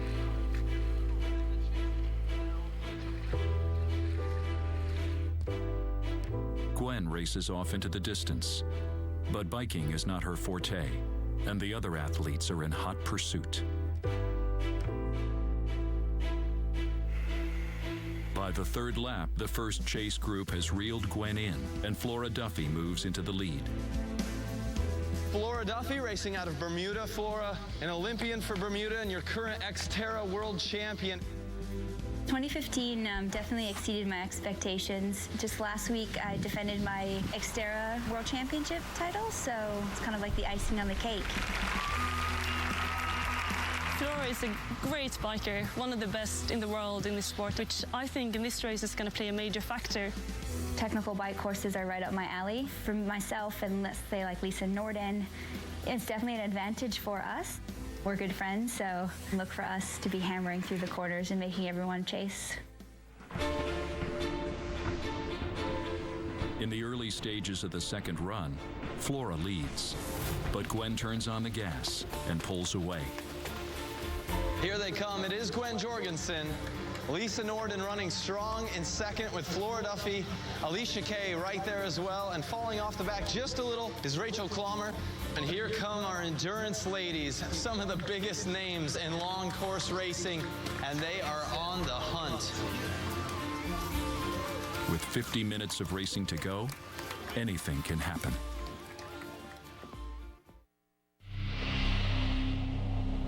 The vast stretches of the unknown and the unanswered and the unfinished still far outstrip our collective comprehension.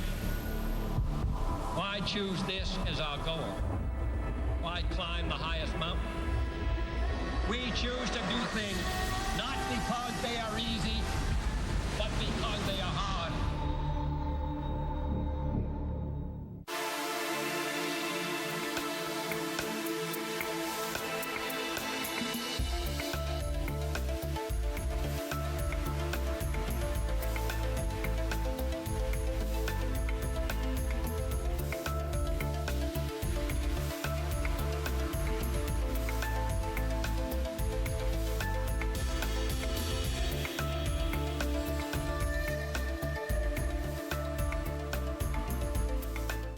Quiet on the set. Take 73. What? It's a... Saving big is no laughing matter. At the Bob Roman Auto Group, over 7,000 new and used cars online at bobrorman.com. There's only one Bob Roman.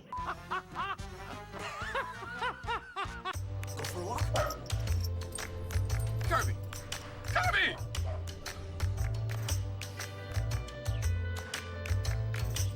Some things work better when they're connected, like your HD DVR. Connected to the internet now, and you can restart shows already in progress with one click. Even reverse time and watch shows you've missed in the last 72 hours. Connecting your HD DVR is easy and it's free. Go to directtv.com/connect to learn how. Dave owed back taxes. After being hit with a wage garnishment and a bank levy, Dave struggled with his finances. He thought all was lost. Then he found out about U.S. Tax Shield. If you have been threatened with a wage garnishment, bank levy, or tax lien, call 1-800-758-3117. Sandra and Victor owed an enormous amount of money to the IRS. U.S. Tax Shield was able to reduce their tax debt so that they were able to maintain their lifestyle. owe $15,000 or more to the IRS or state? Call U.S. Tax Shield. Call 1-800-758-3117. A home is where life is lived. The unmistakable beauty and performance of Unilock pavers and walls enrich the quality of outdoor living, where perfect settings and cherished moments become memories that last a lifetime. Live life beautifully with Unilock. Gwen Jorgensen exits the water first, trailed by Flora, Lisa, Rachel, and Alicia. Gwen, Lisa, and Flora ride in unison with a 20-second lead on the next two cyclists. So the chase is on. Alicia Kay looks hungry. Alicia Kay has been a professional triathlete since the age of 14. I don't win races because I'm the most talented. I think I have the best ability to cope with pain. I try to make the race as painful as I can because I don't think people can handle pain like I can. If you're gonna race with me, if you're gonna stay with me, it's gonna frickin' hurt. Alicia pushes the pace, but Rachel Clommer hangs tough, as do the current leaders. The second group on the day has been comprised mainly of our longer course athletes. They are putting it all out there in this fight for $500,000. Once again, Gwen is off to the races. And now it's Flora Duffy putting in some time to Lisa Norden. It appears to be a day dominated by the short course athletes. Of course, there's one more day of racing. We'll have to see what today takes out of their legs. And here she is making her way towards the finish line for the second day in a row. It's going to be Gwen Jorgensen. She is your world number one. Flora Duffy crossing that finish line. And Lisa, who came into the day in second, will cross the line in third. Fourth and fifth, Rachel Clommer and Alicia Kay. That's what we like to see. Well done, girls. After 2 days of racing, Gwen holds a 41-second advantage over Flora Duffy, followed closely by Lisa, Alicia, and Clommer. The rest of the field is still within striking distance. It was a hard race, just something different, something we've never done. And, you know, the long course athletes are only going to be getting better and better.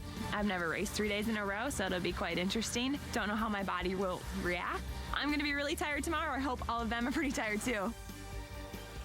This event wouldn't be possible without the Island House Hotel, a one-of-a-kind boutique hotel in West Nassau. Having the support of a sponsor that wants to do something new and exciting in triathlon is just amazing. The man behind the Island House and the support of this is Mark Holowesko. We sponsor quite a lot of athletes, and rather than just sort of put a name on a jersey, we thought we'd try to have an event.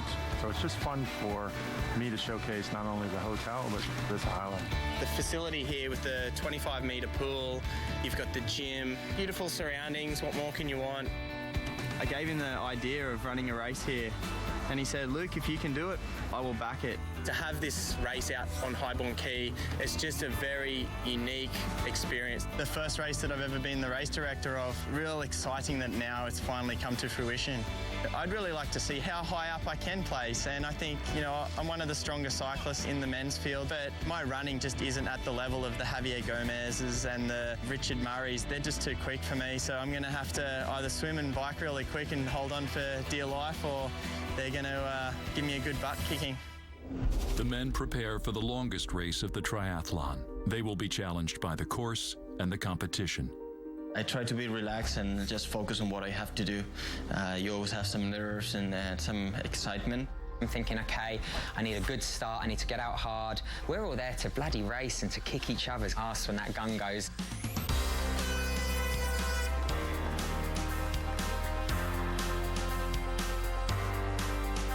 See how close that pack is. Some of these athletes racing at the I2 level are used to putting down super fast swims. And here they come, they're about to break land. He's got number 1 on his shoulder. He's the world number 1. That's Javier Gomez, and just behind him, Cam Dye.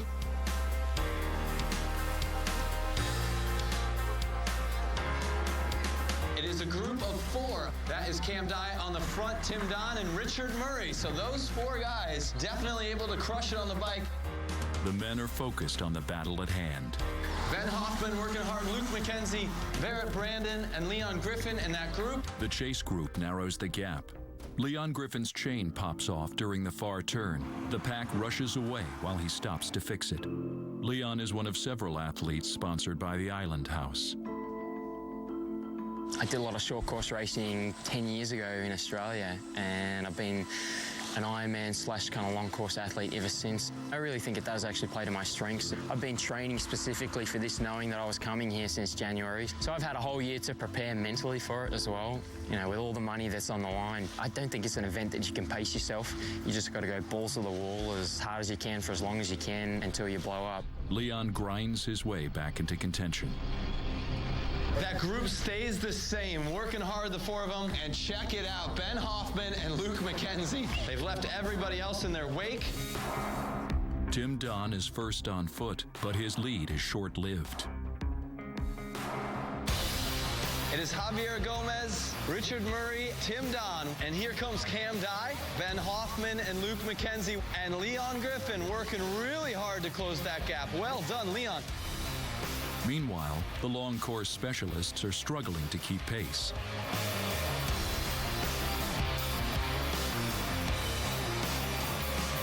Here they come in. Javier Gomez, Richard Murray have put just a little bit of time into Tim Don, and Javier Gomez will take the preem for the first person to complete triathlon number 1. Coming up, the conclusion of the men's enduro.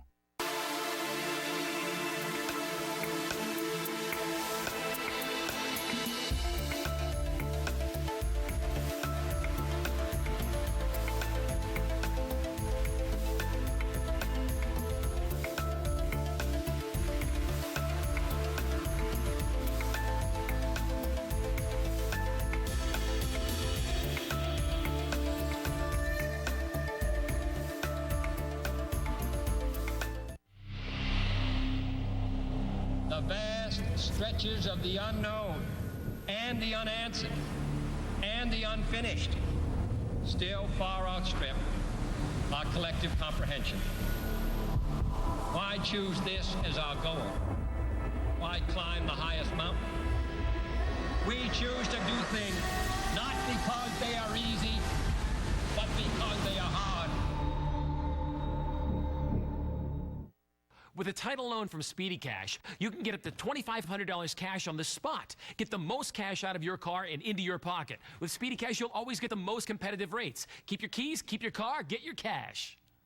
Love that Speedy Cash.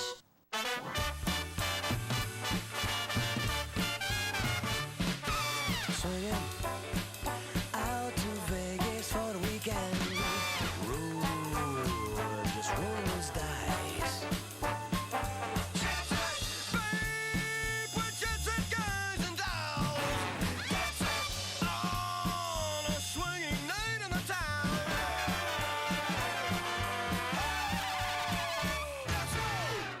Get the hottest new movies with Xfinity. Lieutenant, you are cleared to engage. You are putting the whole mission at risk because of one collateral damage issue? If they kill 80 people, we win the propaganda war. If we kill one child, they do. This thrilling glimpse into drone warfare will move and surprise you. Own or rent Eye in the Sky by visiting the movies section. Xfinity On Demand, your home for everything entertainment. When you need cash fast with flexibility, go to Speedy Cash for an installment loan. Get up to $1,500 cash on the spot, pay only for the time you use it, and with a Speedy Cash installment loan, you get more cash when you need it. Love that Speedy Cash. In 2000, I was a 15-year-old boy. Michael Phelps, the youngest U.S. male swimmer in 68 years. Michael Phelps, his first Olympic medal. It's going to be gold. History in Beijing for Michael Phelps. Number 19. No one has one more. 2016, my first child potentially has the chance to watch me swim. Like, wow, it's pretty crazy.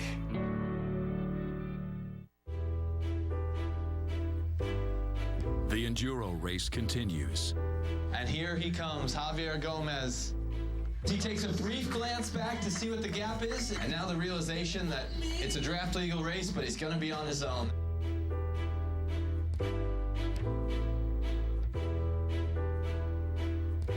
There's Richard Murray. He's going to put his head down. And there goes Tim. So there's your top three, a pretty big gap back. The top finishers from yesterday's prologue continue their assault on the competition. That's Cam Dye, and Leon Griffin with him, Luke McKenzie with him, and Ben Hoffman with him as well. Four very, very strong cyclists. And here they come out of the water. That's Tim O'Donnell, Barrett Brandon, and Trevor Wurtzel. Richard Murray is a strong biker, but Tim Don brings his veteran experience to the race. 2015 started off really well for me. I won my first 3 races back-to-back. North American champion and Latin American champion.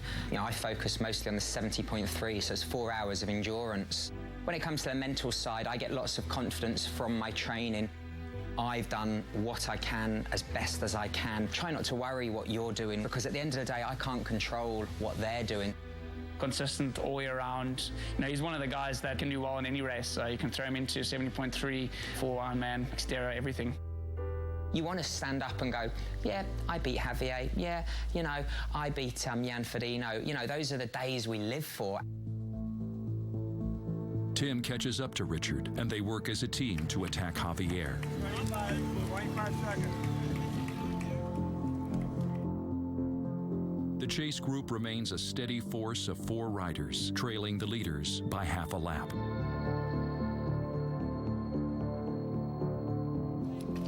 There he goes, Javier Gomez out on to run number 2. But Richard Murray, Tim Don, they've put in the effort needed to get back into this. They see Javi right there up the road.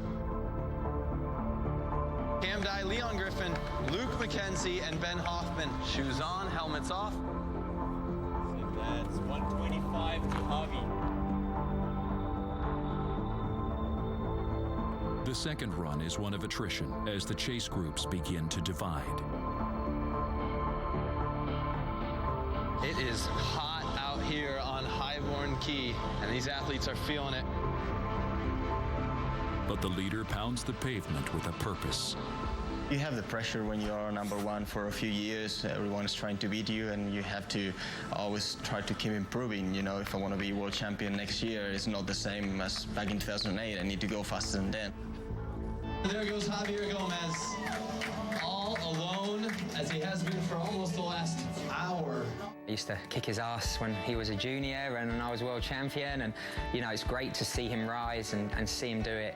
I was a swimmer. It was my first competitive sport, and just one summer after the swim season, I just didn't know what to do. Some friends told me, why don't you try a triathlon? Because they knew I liked running and cycling. He's the world number 1, 5-time ITU world champion. He's also a 70.3 world champion. It doesn't mean anything. You know, you and all your competitors start from the same line. If you want to be the best that day, you have to prove it that day. For next year, I will start from 0 for myself. You know, it doesn't matter. I have 5 world titles. If I want to win a 6th one, I have to prove it that year. That's Javier Gomez still out front. He wears that number 1 for a reason. He's proven it right now. Javier Gomez, your world number 1 and your leader on the course today.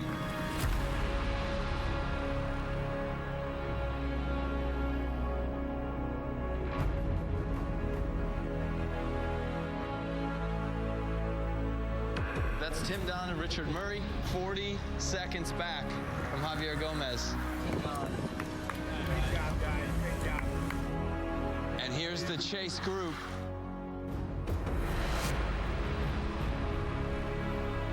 You can just see on their face the anguish of the day. Richard and Tim are still within striking distance. This is triathlon. Anything can happen at any given moment. The long course athletes will tell you the day just gets the better of you.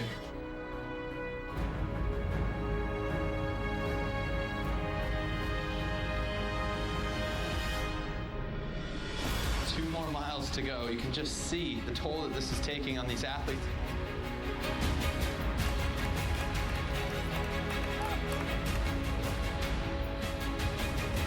Welcome into the finish line, your champion of the Enduro, Javier Gomez. It's hard for me, but the others are suffering too, and I just try to think that I'm going faster than them, and luckily it worked. And coming in now, Richard Murray. It was extremely hard, maybe the top 3 hardest races of the season. I had to hang in with Tim Don the whole race, and I'm pretty buggered. This is Mr. Tim Don, a huge effort. There was no surprise. The biggest thing is that the race is definitely living up to its name, Pain in Paradise. After 2 days of racing, the top 3 athletes are separated by only 45 seconds. The rest of the field will need to raise the bar in the Stage 3 sprint to make a push for the podium. The final day of competition promises to be a test of skill and willpower.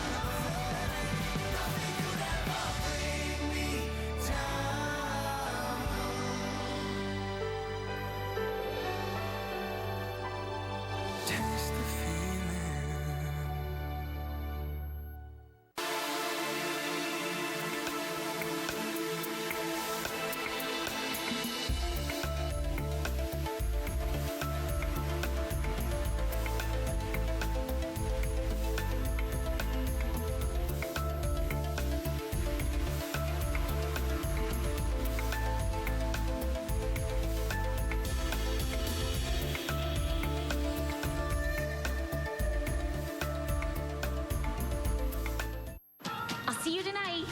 Ever wonder what the pets we love do when we leave? Max is missing. We've got to find him. We gotta take the secret route. Okay, the secret route was death. Come on! From the humans behind Despicable Me. Where is Max? Help me! Don't look at him. Look at me. The secret life of pets. Nobody can help you.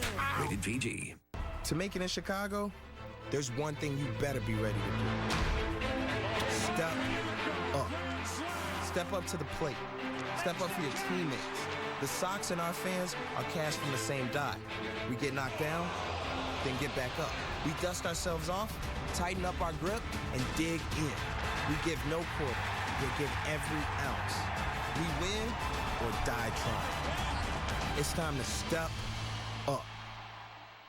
The final day of competition is here. Today's Roca swim is a 750-meter swim in Exuma Bay.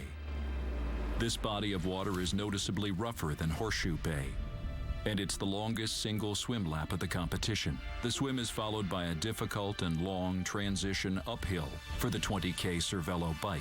This ride starts from the southern tip of the island, heads to the northern tip and back, a total of 3 times. The last leg is the Coca-Cola Run, which is no ordinary 5K. It traverses a variety of ground, ascends and descends from pavement to sand to rock and back again. Each competitor will start according to their cumulative deficit to the leader. The first athlete to cross the finish line will take home $60,000. What a way to end this historic race in paradise. The women's overall leader, Gwen Jorgensen, will swim first. She'll do her best to prevent Flora from gaining on her. Flora starts 41 seconds after, and she's followed by the third place woman, Lisa Norden, 22 seconds later. Alicia Kay departs 1 minute and 37 seconds later. Gwen Jorgensen entered the water today 41 seconds ahead of Flora Duffy and 1 minute and 3 seconds ahead of Lisa Norden. Rachel Klammer starts 29 seconds after Alicia. Gwen climbs out of the water first. She adds 12 seconds to her lead. She sprints toward her first transition, where crucial seconds can be lost or gained. The uphill transition to the Cervelo bike is yet another variable the athletes must handle. Gwen's cycling has improved, but she knows Flora and Lisa excel on the bike. Lisa gains 4 seconds on Flora by the time she exits the water. The long-distance women, Heather, Rachel, Mirinda, Lauren, and Leanda, enter the water with a splash, eager to add to their prize money. Flora enters the transition looking to recover lost time on the upcoming bike.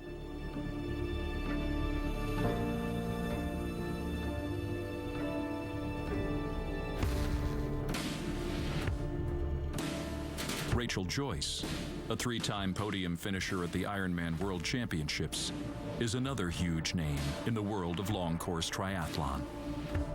One of the things I've been most nervous about in this race is the transitions. It's the difference of making the pack and not making the pack. Anyone with an ITU background is going to have a massive advantage. I think it's really good to be outside your comfort zone in life. This format of racing is definitely outside my comfort zone. I'll be asking myself, am I hurting enough? Can I go harder?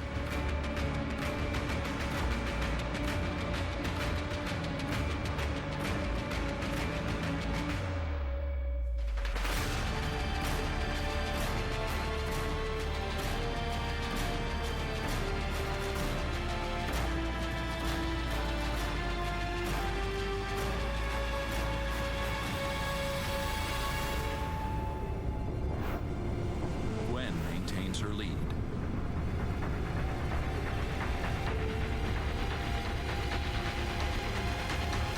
Lisa completes her first lap and looks strong.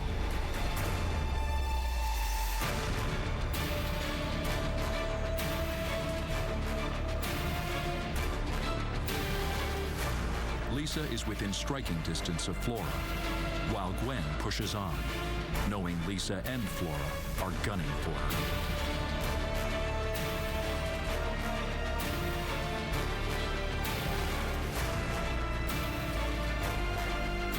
Second lap of the bike, Lisa overtakes Flora, a cycling powerhouse, along the northern straightaway of Horseshoe Bay. Lisa's making her move. Alicia Kay of the USA and Rachel Klammer of the Netherlands battle for 4th place. 6-time Ironman champion Heather Wordle passes Rachel after the turnaround. Started in 2004, just doing some triathlon just for fun. Kind of won some races and then thought, what could we do if we did it full time? Sold our condo, quit our jobs, and had kind of a unique all-in experience to becoming professional triathletes. It was just a complete switch from that Ironman training I'm used to doing. So I was like, oh, I just have to go max effort for 300 meters. Awesome, let's do this. You just get to the point where you go, I have to give everything I have.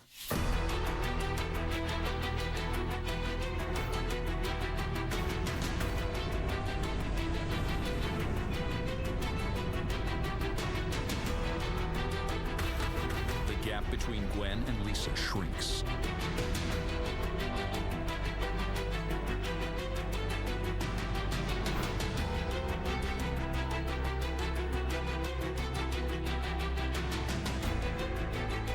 On the third lap of the bike, Lisa overtakes Gwen along the northern tip of the course. Lisa's cycling has been incredible. She's made up the 1 minute, 3 second time deficit. We are going to see silver medalist Lisa Norden leading it, is the report we're getting from the course right now. An unbelievable effort. She started the day 1 minute and 8 seconds back of Gwen. As Lisa rounds the corner to the transition, she's about 8 seconds ahead of Gwen. They are right by each other. That is Lisa Norden, your Olympic Games silver medalist, putting in a mammoth effort on the bike. A great effort, and Gwen Jorgensen just behind her. So Lisa Norden first in by about 6 or 7 seconds. She'll slip the shoes on and head out onto that run course. And we have got a fight at the front. We'll have to wait and see the deficit back to Flora. There she goes, Lisa Norden first out. Gwen Jorgensen about 6 or 7 seconds back. This race will come down to the run.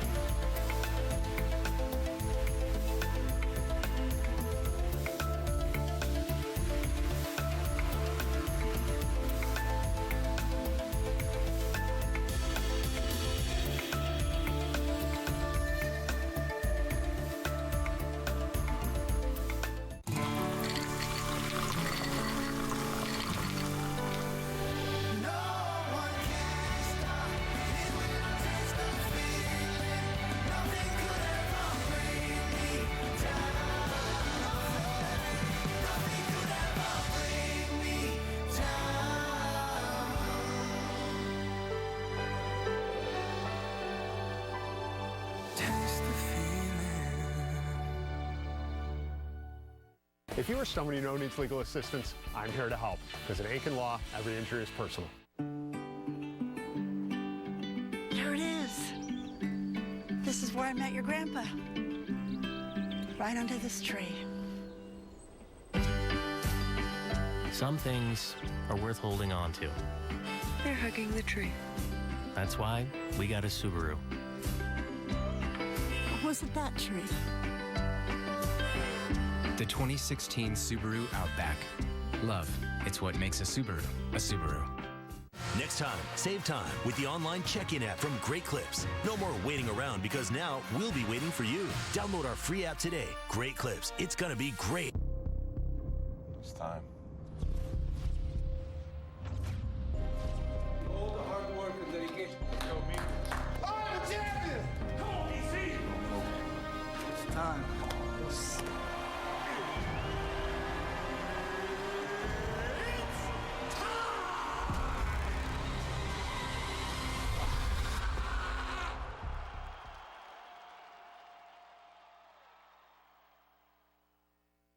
A message from the Sentinel Group.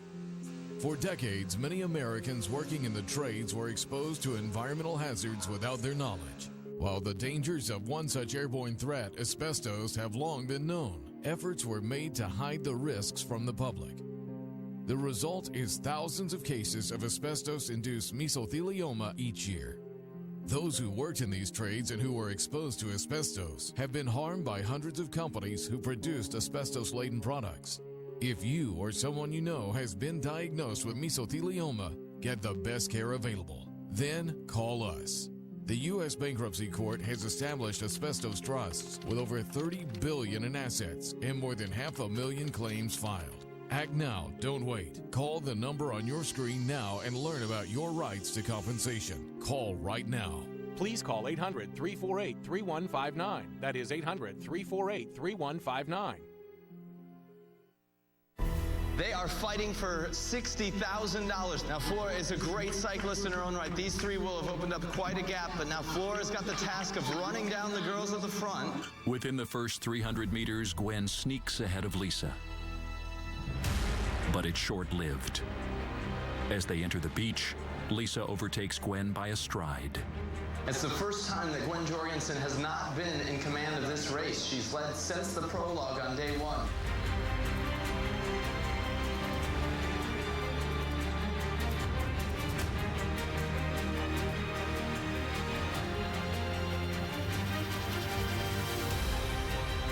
Flora enters the beach about 1 minute behind the leaders.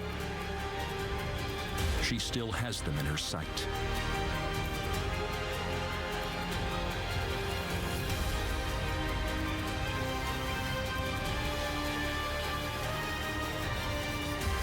"50 meters onto the pavement, Gwen finds new reserves and turns up the heat, striding past Lisa at the water station.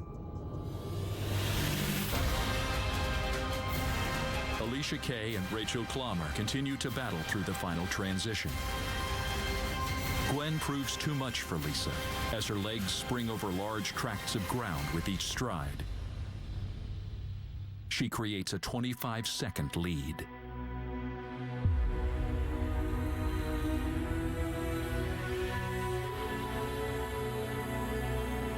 Flora isn't letting up as she looks to catch Lisa and add $15,000 to her winnings.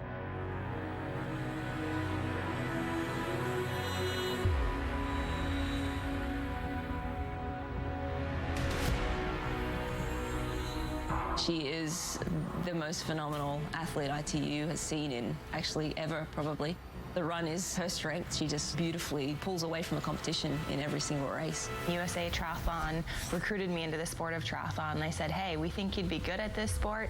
I think you should do it. At the beginning of the year, I didn't really know what to expect. I had an opportunity to qualify for the Olympics. I was able to do that and a little bit more. This race, I look forward to all year. It's so exciting, the format where we are. It's just an incredible experience. As an athlete, we're often, pushing ourselves to the limit. I'm just motivated to want to see how far I can get and how fast I can be, and that's something that's exciting for me, and I think that's just what kind of drives us to really push the limits.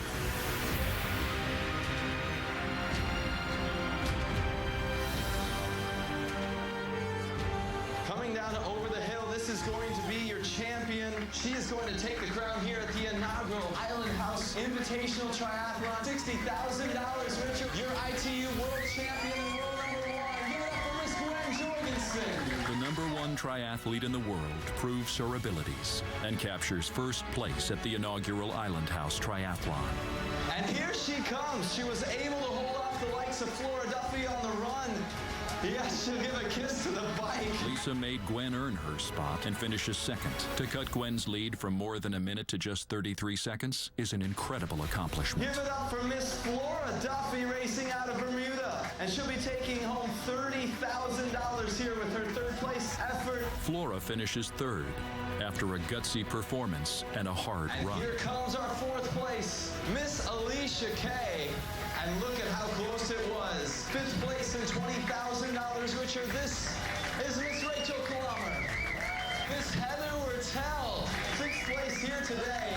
The remaining women cross the finish line, heads held high, with a sense of accomplishment and pride. The sense of camaraderie among them has never been stronger. The afternoon sun continues to rise, as does the temperature, and the final portion of the triathlon is upon us. Well, I'm feeling a bit tired already, but I think it's the same for everyone. We raced really hard for 2 days. Now it's the final stage. I'm just focused to give my best and hopefully hold the guys off. And on the bike, I need to go as hard as I can. 1, go. In the men's division, Spain's Javier Gomez hits the water with a 58-second head start. Richard Murray enters next. Tim Don enters the water third, 22 seconds after Richard. Javier is hands down the best triathlete in the world. Richard and Tim will need to race their best to steal this victory from him. Leon has been battling this entire competition and knows he needs to make every second count. You look out towards that last buoy, Javier Gomez. Ben hits the water 16 seconds after Leon. Cam, Luke, Trevor, Barrett, and Tim enter the water in close succession over the next 4 minutes.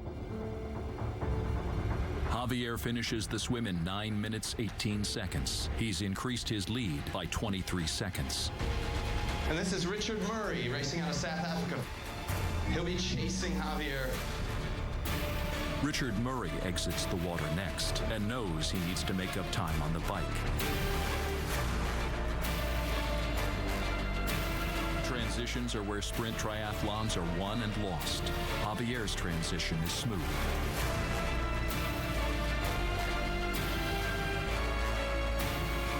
The previous day's races have taken their toll, and Javier settles into a comfortable cruise on the bike.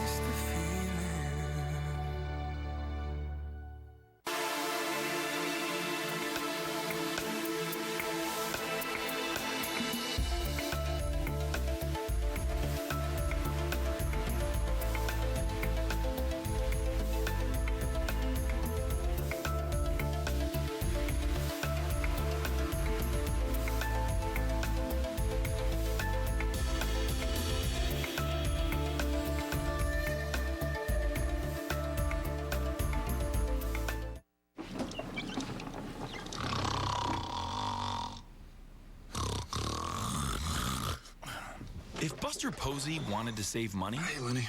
Hey, Buster. Got my toothbrush. He wouldn't live out of his locker. What are you doing? Doing my socks. He'd save money with Esurance. Because Buster's a smart person, and smart people get Esurance. Official sponsor of Major League Baseball. In 2000, I was a 15-year-old boy. Michael Phelps, the youngest U.S. male swimmer in 68 years. Michael Phelps, his first Olympic medal. It's going to be gold. History in Beijing for Michael Phelps. Number 19.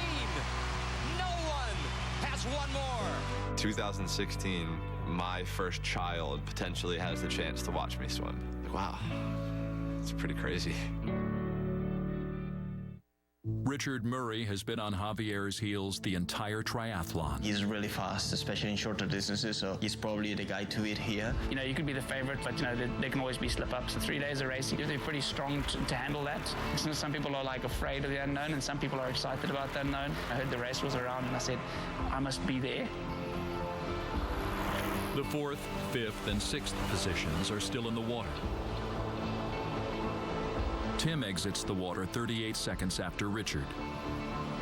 That's Cam Dye racing out of Boulder, Colorado, and Leon Griffin right there. Ben Hoffman will be closing that gap. Ben Hoffman's fast swim makes up the time on Leon's 16-second lead differential. I'm a lifetime athlete, and then when I went to college, I got started with triathlon. Came second in my first race. Decided I wanted to do it as a profession. The challenge of it, you know, pushing myself and seeing how good I can actually be, that was a big draw for me and continues to be to this day.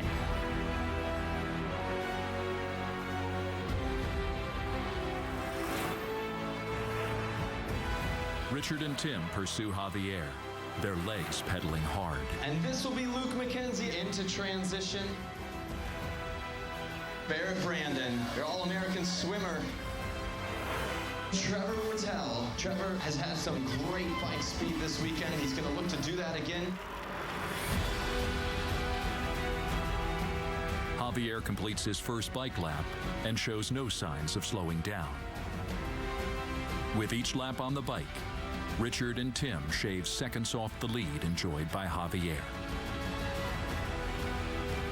The athletes fly along the course, reaching speeds of 50 kilometers an hour and have no time to enjoy their beautiful surroundings.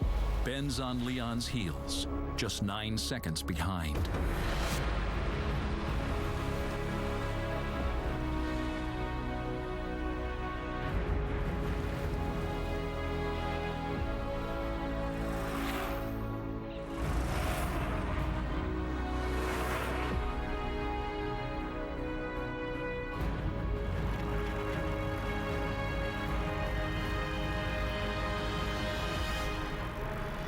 Hoffman keeps the pressure on Leon through the entire bike stage.